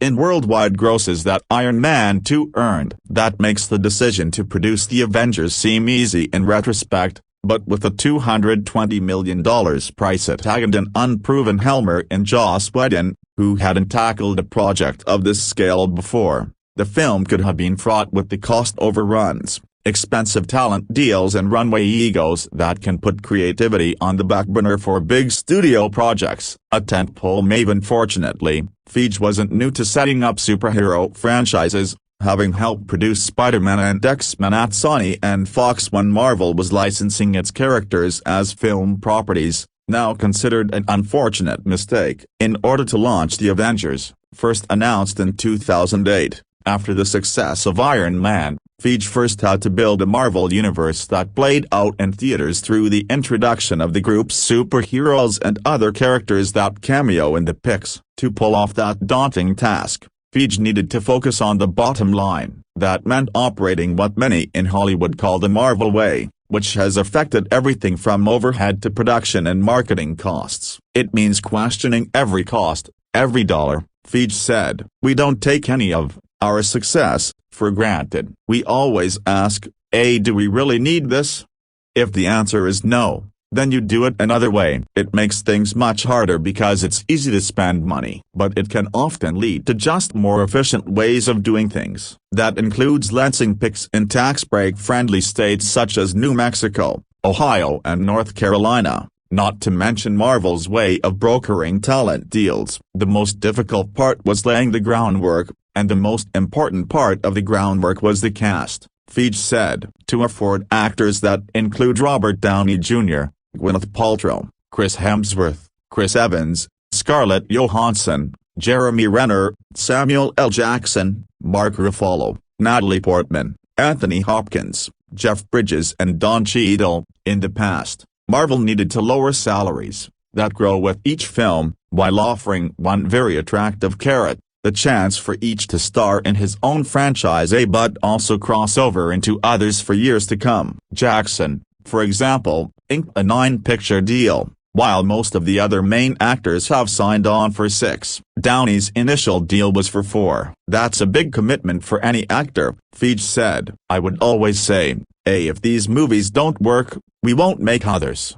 But the goal is to make sure these movies work. The 3-picture deal has become standard if you want to do serialized storytelling, Feige added. But we knew, in the best-case scenario, we wanted to have the Black Widow character, played by Johansson, appear in Iron Man films, Avengers films and maybe even in a Black Widow standalone movie. You need longer deals to give you the flexibility to build that kind of Marvel Cinematic Universe. Wave of comic book picks helping to lock down the THSPs was the success of Spider-Man and X-Men, as well as DC's revival of the Batman franchise. It changed everything, Feige said. The time was ultimately right for actors to seek out roles in these kinds of superhero movies. When we started putting together Iron Man, there had been a lot of great comic book movies with a lot of great actors in them. Marvel Studios became a place where people could feel safe. Feige stresses that the Marvel way isn't just about controlling costs. For us,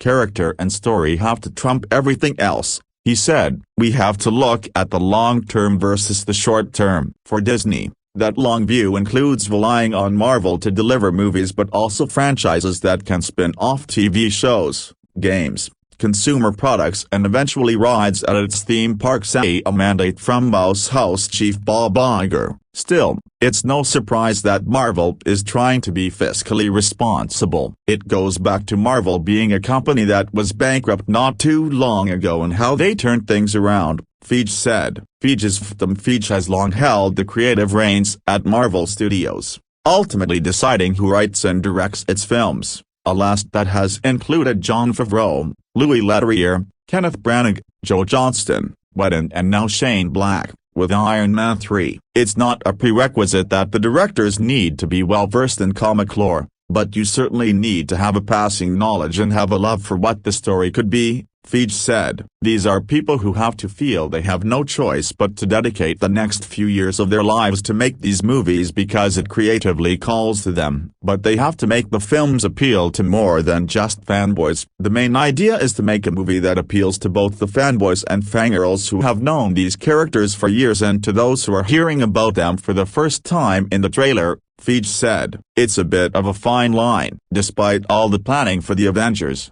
Feige was still surprised at how quickly people embraced the notion of the superhero team-up. He said, I thought it would be a slower burn and that it would just be fans wanting that, he said. Then the Monday after Iron Man opened, and Sam Jackson was in the eye patch, everyone started talking about the Avengers. 6 years later, Marvel is now planning Avengers sequels. It's also developing films around Ant-Man, Doctor Strange, the Inhumans and Guardians of the Galaxy as potential new franchises, while the Johansson, Renner and Jackson characters could be spun off into their own standalone actioners. It already has sequels for Iron Man, Captain America and Thor dated through 2014. Disney will market and distribute all of those films. Avengers was its first after buying out the rights for the pick from Paramount, which released the Iron Man, Thor and Captain America films. The next Captain America will be set in the modern world and put the star-spangled hero in a wholly different genre than we've done before, Feige said. It's all about surprising the audience with Marvel's films to keep audiences interested and coming back. He's the ultimate fanboy. He wants to keep happy. It's a luxury to be in a position as a producer to make the movies you're interested in seeing, Feige said. I always wanted to change the definition of the superhero movie. I always believed in these kinds of movies. The Avengers budget, $220 million. The challenge, make fanboys happy while attracting new audience. Keep costs low enough to warrant sequels. Marketing strategy, promote everywhere from Comic-Con to the Tribeca Film Fest, where it closed the event with the New York premiere. Rollout, opened April 25 in territories with $218 million to date. Variety review, however questionable an idea it may have seemed initially, and at times along the way, Marvel's cinematic master plan for its comic book all-stars pays off in extravagant fashion with the Avengers. Like a superior, state-of-the-art model built from reconstituted parts, Joss Whedon's buoyant, witty and robustly entertaining superhero smash-up is escapism of a sophisticated order. Justin Chang. Review. 4.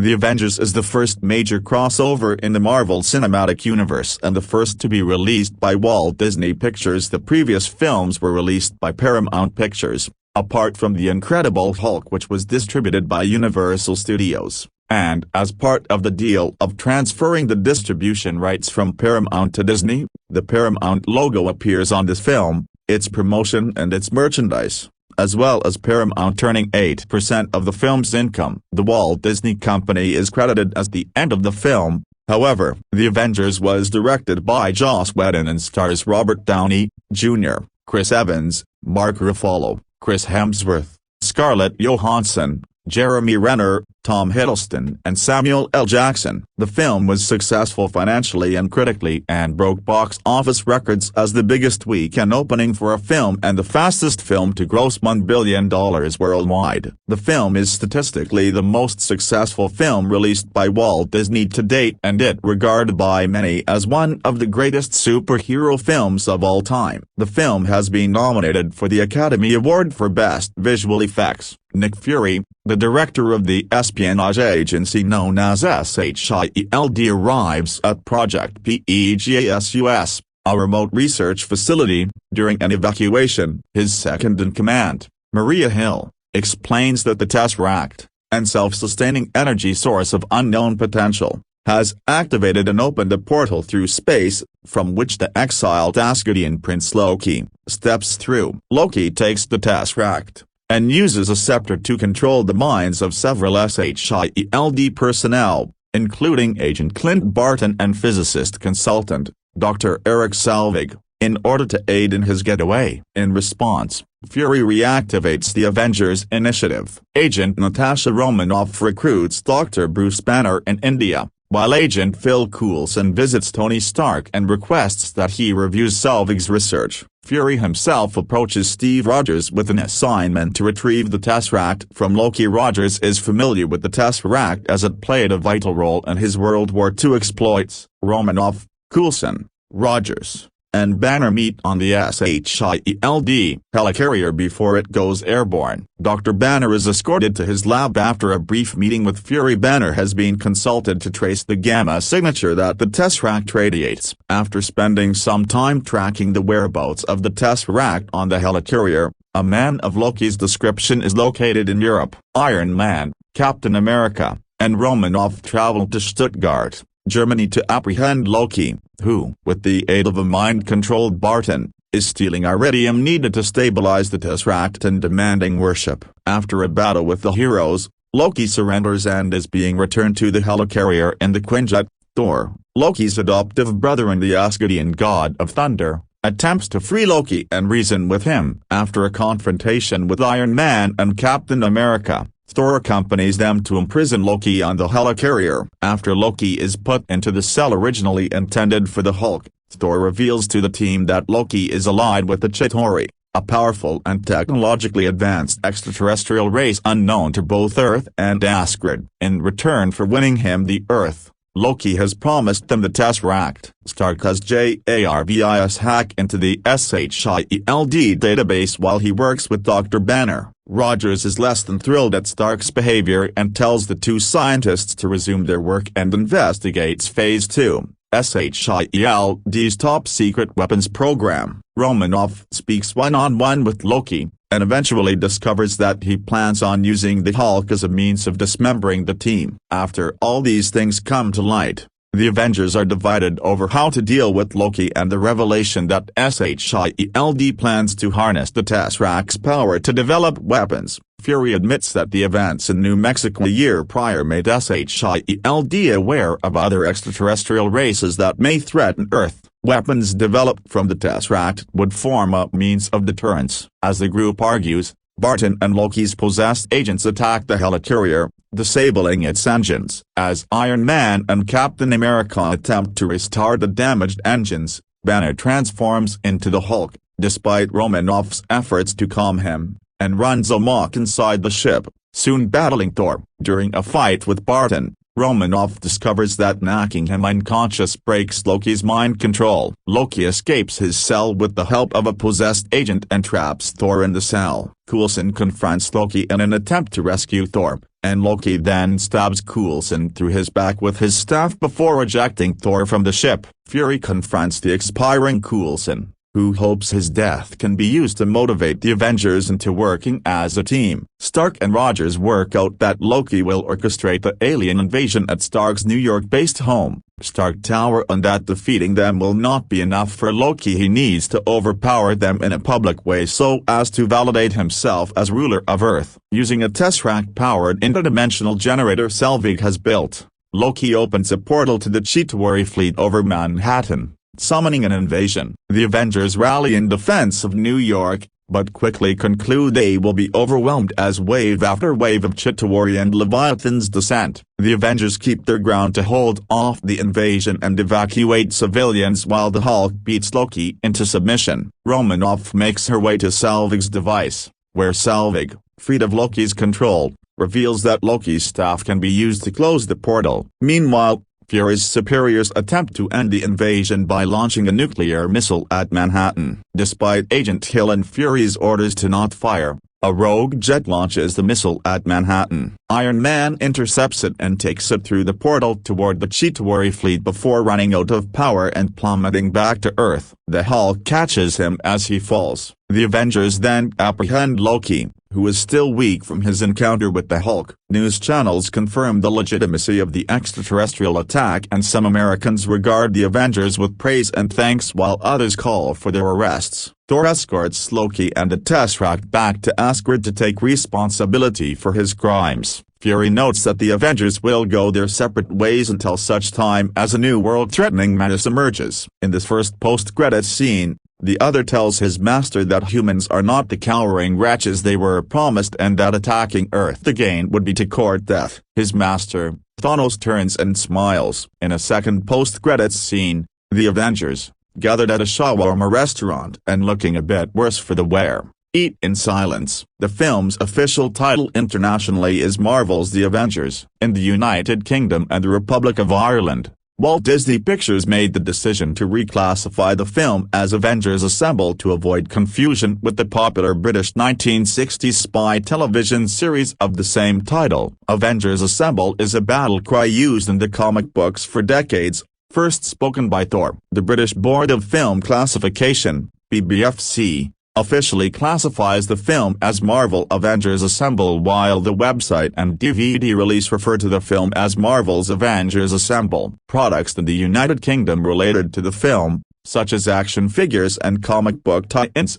remain titled The Avengers. On the British title change, Kevin Feige assured that the decision wasn't made lightly and was done for legal reasons, also joking that the extra word Ensemble was added as something special for the film's UK fans. Review. 5 As long as we're certain that the world's going to end, we're going to act as if it's going to keep spinning. Marvel Studios presents Marvel's The Avengers, the superhero team-up of a lifetime, featuring iconic Marvel superheroes Iron Man, The Incredible Hulk, Thor, Captain America, Hawkeye and Black Widow. When an unexpected enemy emerges that threatens global safety and security, Nick Fury, director of the international peacekeeping agency known as SHIELD, finds himself in need of a team to pull the world back from the brink of disaster. Spanning the globe, a daring recruitment effort begins. Avengers Assemble. Marvel's The Avengers, sorry but I refuse to call it the ridiculous UK name, is a film that's been culminating since 2008's Iron Man, which fully kick-started the new Marvel revolution. With the success of Iron Man, it seemed like plain sailing. We then had The Incredible Hulk, 2008, Iron Man 2, 2010, Thor, 2011, and Captain America, the First Avenger, 2011. Now I happen to have loved these pre-Avenger films, but I know a lot have had mixed views on each one. But what does stand is that neither of them were truly panned. Interest in The Avengers was cleverly marketed with short post-credit sequences at the end of each of these films, usually Samuel L. Jackson as Nick Fury making an appearance. It got people hooked for what was to be. In May 2012, Joss Whedon was handed the daunting task to direct a film that brought 5 of Earth's mightiest heroes into one coherent film. Now in theory this could have been such a disaster for a number of reasons. The job to balance the characteristics of each superhero and meld them together into a solid and understandable story that makes sense and is intriguing whilst being engaging. Everyone returns for The Avengers from their respected individual films,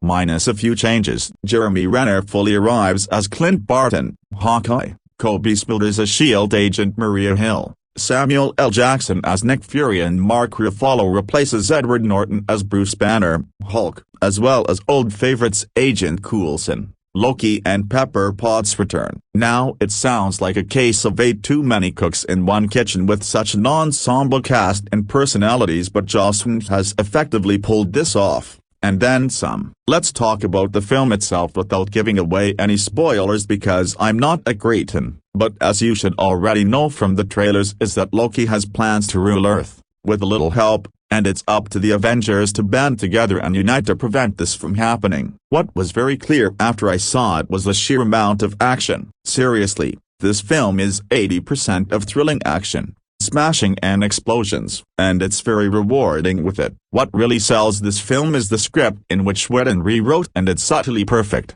joyous, cheesy and camp at times. In my opinion, this is exactly how a blockbuster superhero movie should be, and the actors benefit from it no end. Tony Stark is given his usual quips and one-liners, but it's not as heavy as you think. Not just Stark but all heroes display their snappy comedic timing like Thor and Hulk. This is because the film balances all the characters out evenly, which gave me great joy. So you will see more of Hawkeye, Nick Fury, the Hulk, at a broken bar, and what's even better is that it's believable. I can easily see Tony Stark and Bruce Banner in a lab working together and having great respect for each other within the film. This then brings me on to one of the best aspects of The Avengers is the characterization of Bruce Banner, the Hulk. This is the Hulk we've all been waiting for. Now I liked Hulk beforehand, but no one seemed to have gotten the character right so far, especially when you look back at the others' films like Downey Jr. as Iron Man,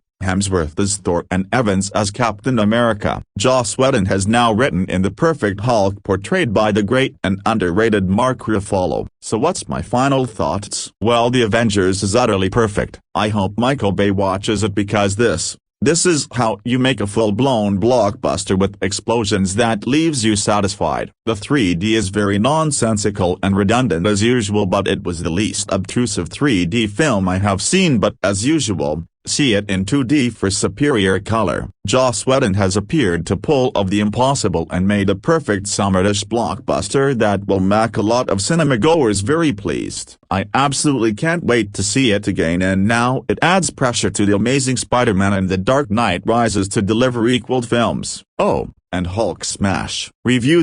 6 The Avengers is written and directed by Joss Whedon. Its screenplay is based off a comic book by Stan Lee and Jack Kirby. This film stars Robert Downey Jr., Chris Evans, Mark Ruffalo, Chris Hemsworth, Scarlett Johansson, Samuel L. Jackson, Jeremy Renner, and Tom Hiddleston. Its plot follows Nick Fury, Samuel L. Jackson, of SHIELD, who brings together a team of superheroes to form the Avengers. They will have to help save the Earth from Loki, Tom Hiddleston, and his army. Joss Whedon has created a pitch-perfect film. He has seamlessly made an entertaining, action-packed, and engaging movie that explores superhero flaws. This extravaganza film features amazing performances, a fantastic script, and impressive visual effects. Whedon directs it using his knowledge of the substance material. Bringing 4 superheroes into one film is quite a risky plan, yet the director surprisingly lets each character shine. One of the reasons why this film works so well is because of its script. The screenplay is filled with quirky,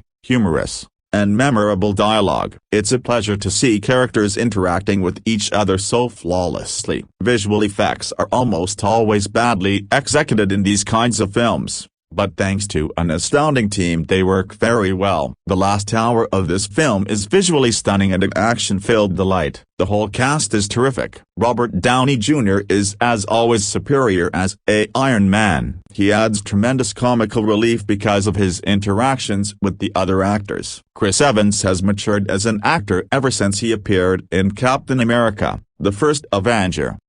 Captain America could not have been played by any other actor. Chris Hemsworth delivers a better performance than the one he gave in Thor. He is more resolute, serious, and devoted. All these actors are great, but the true standout performer is Mark Ruffalo as the Hulk. Ruffalo delivers a more realistic and profound performance than the 2 previous actors in this role. The Hulk even looks like Ruffalo, and that clearly tells the audience that CGI has improved over the last decade. The rest of the cast, including Scarlett Johansson, Samuel L. Jackson, Jeremy Renner, and Tom Hiddleston, is at the top of their game. The Avengers is Marvel's ultimate gift to comic book fans. Not only is it one of the best films of 2012, it's also one of the best superhero films ever made. Recommended for blockbuster lovers. Nearly 50 years following the formations of a superhero team working together, it's an awe-inspiring tribute to a group of heroes collaborating to save the world from danger that had a massive impact on popular culture. 5 stars starring Julia Roberts, Lucas Hedges and Courtney B. Vance. Imagine being the mother of a drug-addicted teenager. You haven't seen your son in years, due to his severe drug addiction. Now, it's Christmas Eve, a time to celebrate and leave all worries behind. Then, all of a sudden, your son appears unannounced at home, all clean and sober. His unexpected arrival triggers strong emotions in the family. Some feel that he should stay, while others want him out. How would you react in this situation as a parent? Would you be able to remain calm and welcome your son home, or fear that he may cause trouble? This is the intriguing premise of Peter Hedges' latest film Ben is Back, a riveting drug addiction drama. It explores issues which are rarely seen in films today. With his latest feature, director Peter Hedges takes an insightful look at drug addiction and its consequences on a family. With an authentic script and excellent performances from the leading stars, Hedges crafts an unforgettable portrait of drug use among youth. While the film is undeniably effective in its depiction of drug addiction, it falters in its second half when it becomes a crime thriller. That being said, Ben is Back delivers a powerful message that deserves to be seen and heard. Starring Lucas Hedges in the title role, Ben is Back follows 19-year-old Ben Burns, who returns home to his family on Christmas Eve. Ben is a recovering drug addict that has made the choice to stay clean and repair his relationship with his family. Holly, Julia Roberts, his mother, welcomes him home with open arms but worries that he may fall back on old habits. Over the course of 24 hours, secrets are revealed, Bonds are tested and a mother's relationship with her son begins to fall apart. If there's anyone that knows how to make an engaging family drama, it is director Peter Hedges. Ever since he stepped onto the scene with Pieces of April in 2003, Hedges has proven to be an expert of the genre. His films always focus on families, and the things that pull them apart. With Ben Is Back,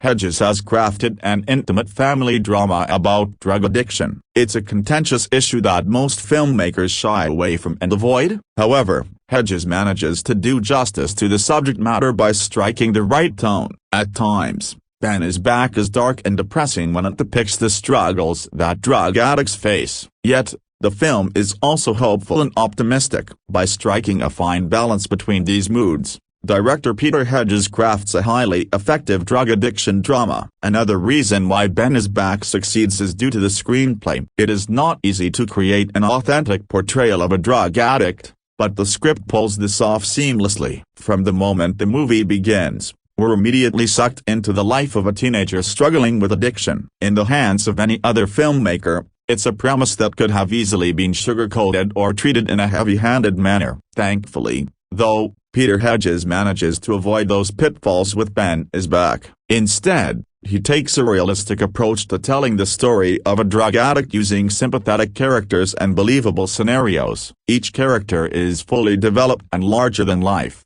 particularly the mother and son. Over the course of the film, we come to care about these people and become emotionally invested in their lives. As far as acting is concerned, Ben Is Back features the most powerful performances of the year. Every actor in the cast is at the top of their game, but the film is mainly a showcase for the two leading stars. Julia Roberts and Lucas Hedges are perfectly cast in the lead roles, creating a mother-son relationship that is utterly believable. Julia Roberts is unforgettable in the role of a mother determined to save her son from the ravages of addiction. This is the actress unlike you've ever seen her before, intense, fierce and commanding in the role of a strong-willed mother. It's a role that marks a dramatic departure for Roberts, who has spent most of her career playing the lead in romantic comedies. It's an emotionally draining role, but Roberts manages to do it full justice. With soulful expressions, she captures the fear, desperation and helplessness of a mother raising a drug addict. It's a tremendously moving performance from one of the finest movie stars working today. Lucas Hedges is terrific in the role of a troubled teenager struggling with drug addiction. Following his star-making turn in Manchester by the Sea,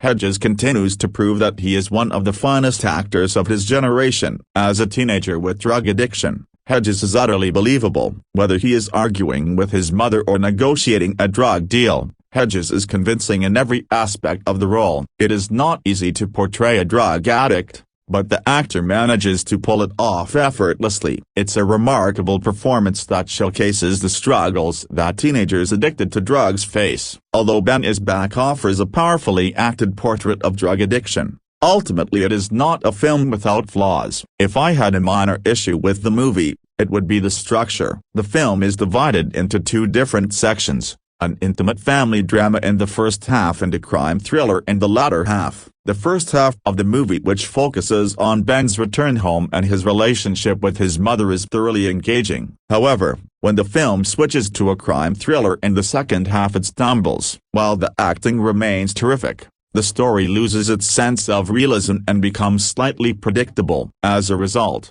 this is where the film starts to lose steam and test the viewer's patience. Due to its disturbing subject matter, Ben Is Back is a film that will not appeal to everyone. Some viewers will be moved by its message, while others will find it upsetting and tough to sit through. Whether the reaction is positive or negative, one thing is for sure: the film will spark interesting discussions on drug addiction in the years to come. 3.55 stars starring Julia Roberts, Armie Hammer, Lily Collins. Mirror Mirror is directed by Tarsum Singh. Its script is written by Melissa Wallach and Jason Keller. The screenplay is based off an original story by Jacob and Wilhelm Grimm. This film stars Julia Roberts, Lily Collins, Armie Hammer, Nathan Lane, and Jordan Prentice. Its plot follows an evil queen, Julia Roberts, who steals control of a kingdom. An exiled princess, Lily Collins, enlists the help of 7 resourceful rebels to win back her birthright. Mirror Mirror is a fresh and very charming look into the world of Snow White. Tarsum Singh handles it with a sense of knowledge of the subject, effective use of the cast, and undeniable visual effects. The visual effects in this film are stunning. Not only do the effects make this film look good, but they also grasp the viewer's attention. Each shot is delicate and beautifully put together. Production and costume design is terrific, both of these departments owing much to the unforgettable visual effects. Julia Roberts delivers a fine performance as the evil queen. Roberts carries this film through her sarcastic and quirky interpretation of a villain. This actress has tremendous screen presence and remains one of the major highlights of this film. Lily Collins is good as Snow White. Her acting is slightly weak, but she fits the character through her delicate looks. Armie Hammer is a handsome prince, but like Collins, he is only passable in his acting. The rest of the cast, including Nathan Lane, Jordan Prentice, and Mark Povinelli, is good. Mirror Mirror is an entertaining time pass. This isn't by any means the best Snow White film, it's just great fun for the whole family. Despite its poor script and predictable storyline, this is recommended generally for kids. 3 5 stars starring Julia Roberts, George Clooney, Caitlin Dever. Divorce is a time-consuming process in setting Kramer vs. Kramer distress rarely depicted in movies with success, like fathers dressing as Mrs. Doubtfire, housekeepers, child custody ties. Hollywood has tendencies to trivialize divorce. Audiences love listening fairy tale you've got mail over romance that fail. Appetite stories, vampires whose skins shine, Twilight rather than couples fights. Nothing worse compared towards crazy stupid love. Divorce. A separation entails demanding decision. To begin, divorce forces caregivers controlling emotions without Kramer vs. Kramer barrier. Moreover, there's finance strains, Aaron Brockovich, lawyers seeking profit gains. Lastly, divorce gives mothers greater likelihood children custodies during boyhood. While couples file separations and frequently reconcile, their futures aren't destined towards tragedies, marriage story styles. On the contrary,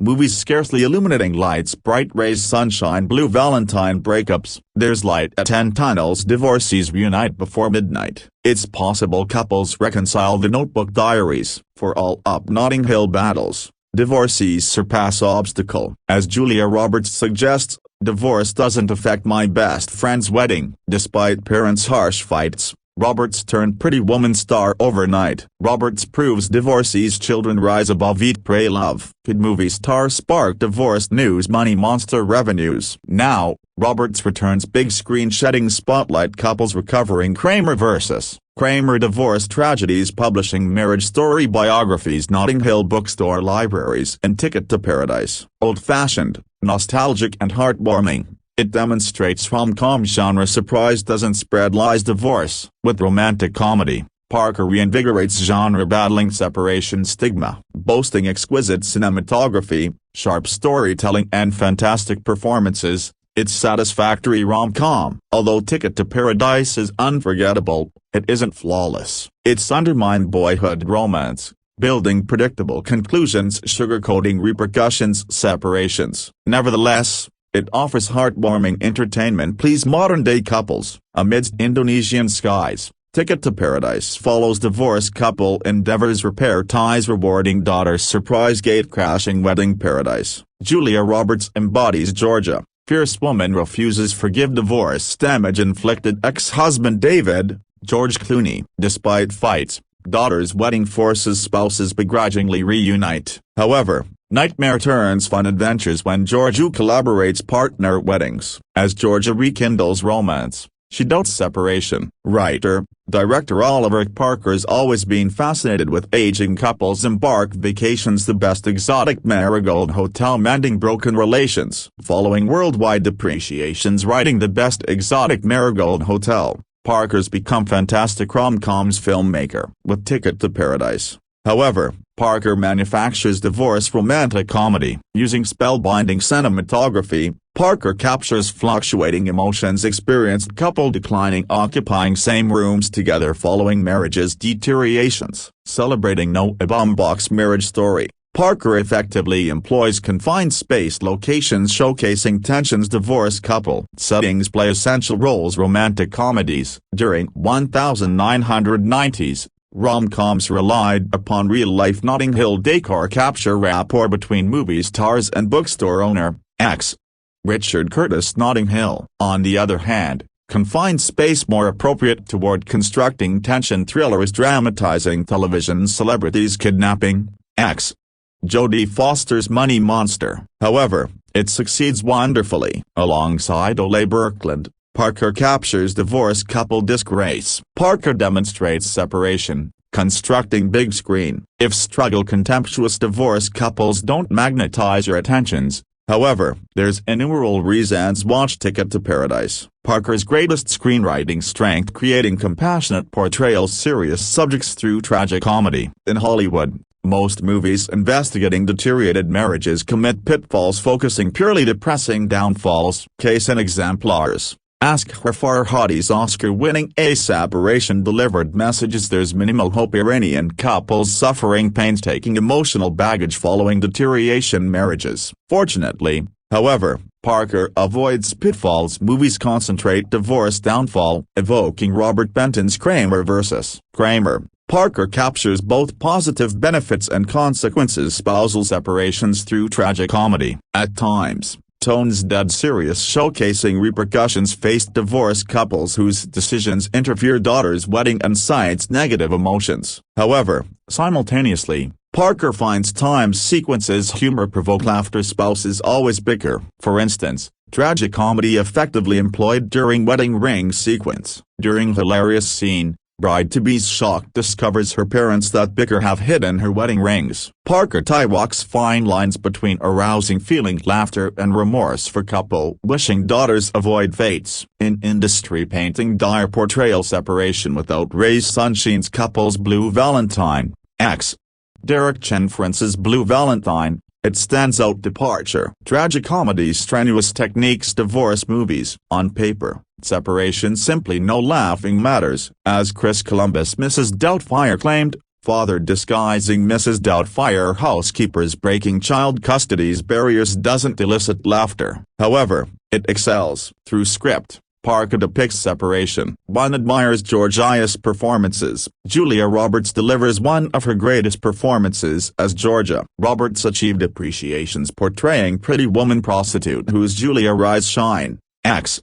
Gary Marshall's Pretty Woman, with Ticket to Paradise. However, she embodies divorcee, recalling Rachel McAdams in Nick Cassavetes' The Notebook. Roberts personifies multi-layered woman rekindling relationships. Spouse. With mesmerizing expressions, she captures anxiety, jealousies and regrets of woman reconciles deteriorations relationships following divorce files. It's career-defining performance from Hollywood's actress. George Clooney's captivating as uptight divorced dad whose desires reunite spouse fulfilled following invites daughter's wedding before midnight. Emulating Ethan Hawke and Richard Linklater's Before Midnight, Clooney creates fascinating father reconstructs broken marriages. Whether he's sniggering ex-partners in Airplane or request forgiveness following divorce, Clooney expertly uses humor convey divorcees' love-hate feelings. Ex-partner, its stellar performance captures divorcees. Despite exceptional performance, however,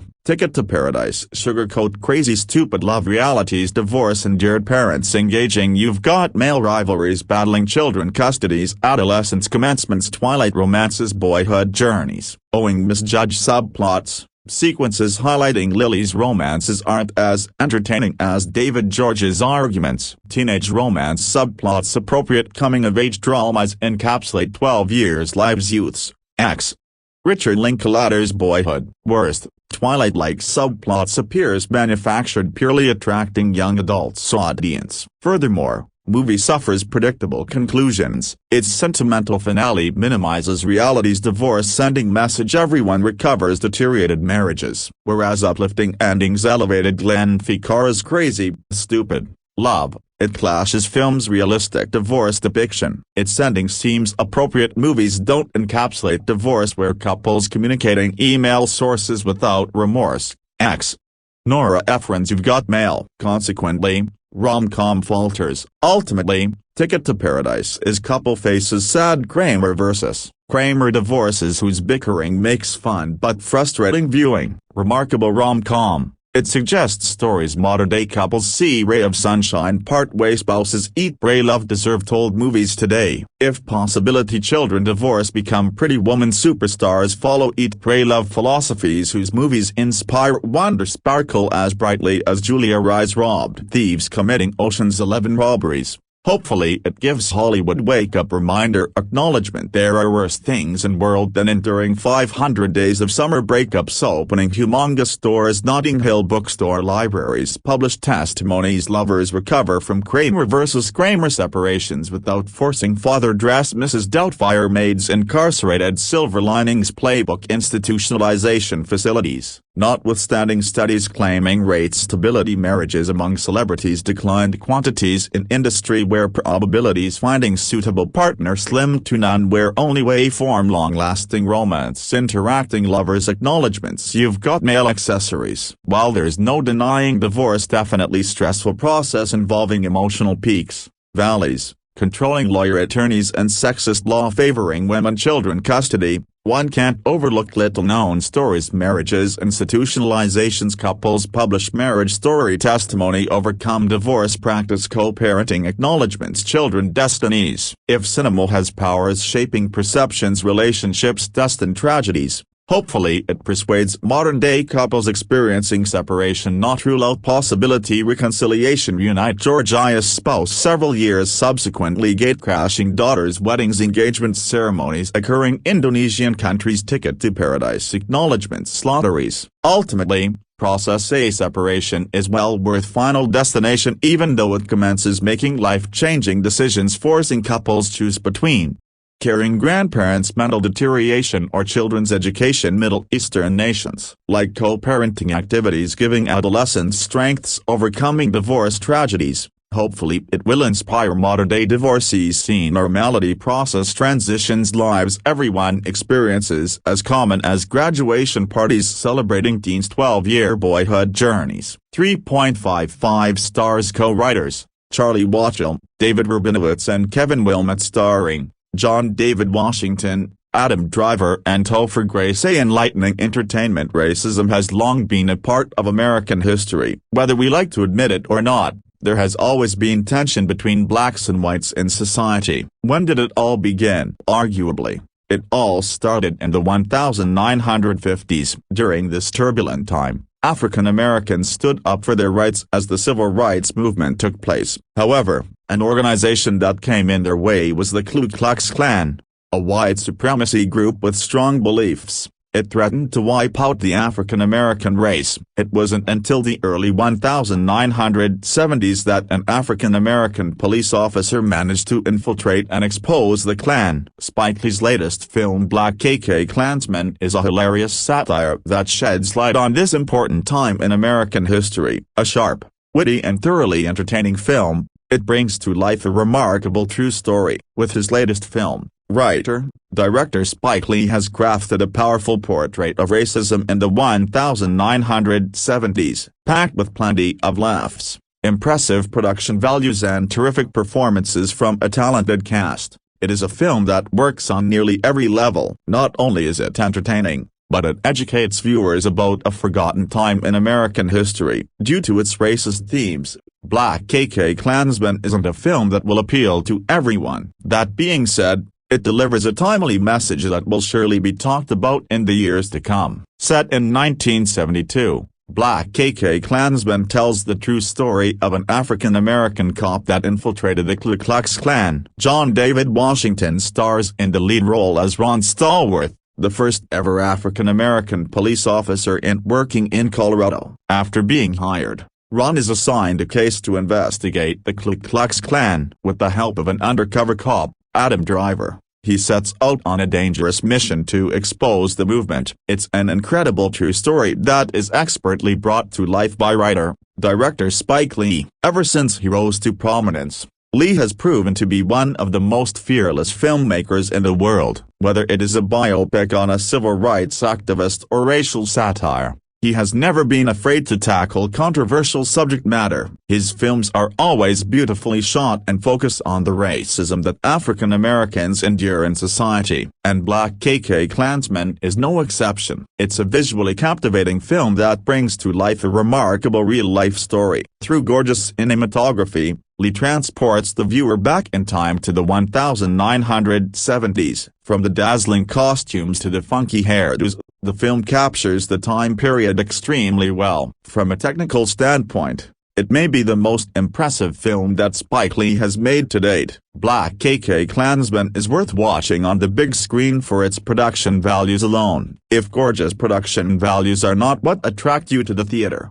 though, there are still plenty of other reasons to see Black Klansman. Although it deals with serious issues such as racism, the film is packed with laughs from start to finish. Who would have thought that a movie about racism would be this funny? Definitely not me. It is not easy to infuse humor into such a serious subject, but Spike Lee manages to pull this off effortlessly. The jokes are sharp, witty and cleverly written. Not once does the humor come across as distasteful or the least bit offensive. Instead, Lee smartly uses the humor to keep the viewer invested in the story and characters. For instance, one of the funniest scenes in the film is when a black police officer talks to the leader of the Ku Klux Klan over the telephone. Not only does the scene work because of the sharp dialogue, but also due to the perfect comic timing of the actors. In terms of acting, it is hard to not admire the brilliant performances from the cast. In the year's most award-worthy ensemble, every actor gets the chance to shine and leave a lasting impression. John David Washington delivers a star-making performance as real-life hero Ron Stallworth. In his first-ever leading role,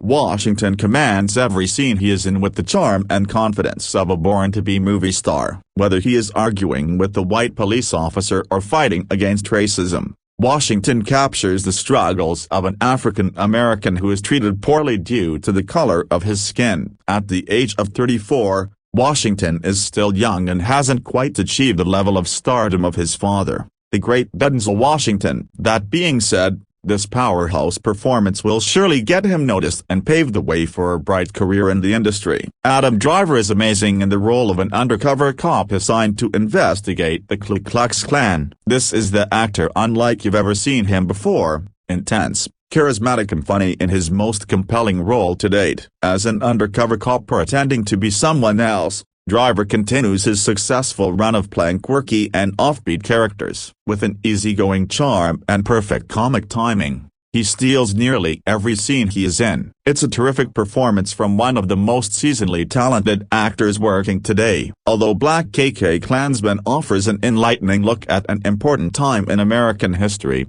ultimately it's not a film without flaws. If I had a minor issue with the movie, it would be the lengthy running time. At a little over 2 hours, it is slightly overlong and drags towards the end. With the help of an energetic score, director Spike Lee keeps the film moving at a brisk pace during the first hour. However, once the film enters its final act, it starts to lose steam and test the viewer's patience. As a result, Black Klansman is not a film that will please everyone. Some viewers will be moved by its message, while others will likely find it upsetting. Nevertheless, fans of Spike Lee's previous films will definitely enjoy Black Klansman, and so will anyone willing to watch it. In a day and age when racism is rarely ever discussed or talked about, it is one of those rare films that shines a spotlight on this issue. At a time when racism remains an issue in America, it is reassuring to be reminded that movies like Black Klansman shining a spotlight on discrimination in U.S. history are still getting made in the modern era.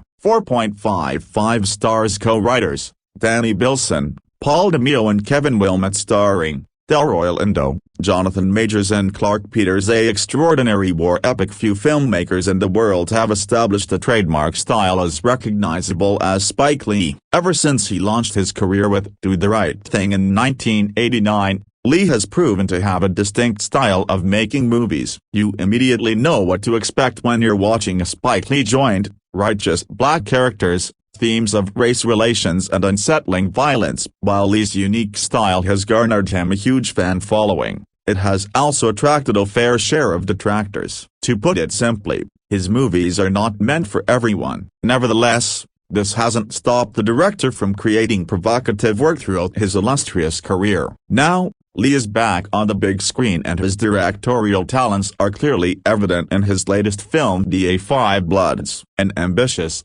gripping and powerful war drama. It offers a fascinating look at the lives of black soldiers in the Vietnam War. With his 23rd feature, Lee has crafted a riveting account of the trauma faced by African American veterans following the Vietnam War. Packed with stunning cinematography, impeccable technical elements and brilliant performances, it is a highly effective war drama. Although Da 5 Bloods is undeniably unforgettable, ultimately it is not a flawless film. It is slightly long and suffers from a lengthy running time. Nonetheless, it offers enlightening entertainment that will satisfy fans of Spike Lee. Set in modern-day Vietnam, Da 5 Bloods tells the story of 4 African-American veterans that are forced to confront their traumatic past. Delroy Lindo stars in the lead role as Paul, an aging war veteran that is inflicted with PTSD. Along with his comrades Otis, Eddie and Melvin, Paul returns to Vietnam to search for the remains of his fallen squad leader. However,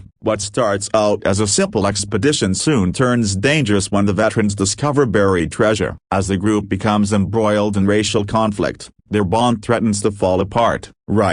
Director Spike Lee has long been fascinated with themes of racial conflict. His films often tackle timely issues of race relations facing black communities in America. Da 5 Bloods, however, marks his first war drama and foray into the lives of soldiers in the Vietnam War. It's the filmmaker's first attempt to dramatize the experiences of African-American war veterans, but he pulls it off seamlessly. Using captivating cinematography, Lee draws viewers into the lives of 4 veterans on a dangerous expedition. From intimate close-ups to dazzling double dolly shots, the cinematography keeps viewers immersed in the film's wartime setting. Working alongside cinematographer Newton Thomas Sigel, Lee creates a gorgeous film in which each frame is a breathtaking sight to behold. Lee excels at immersing viewers into the world of war veterans, and his latest joint is worth watching on Netflix for this reason alone. If themes of racial tension do not attract your attention, though,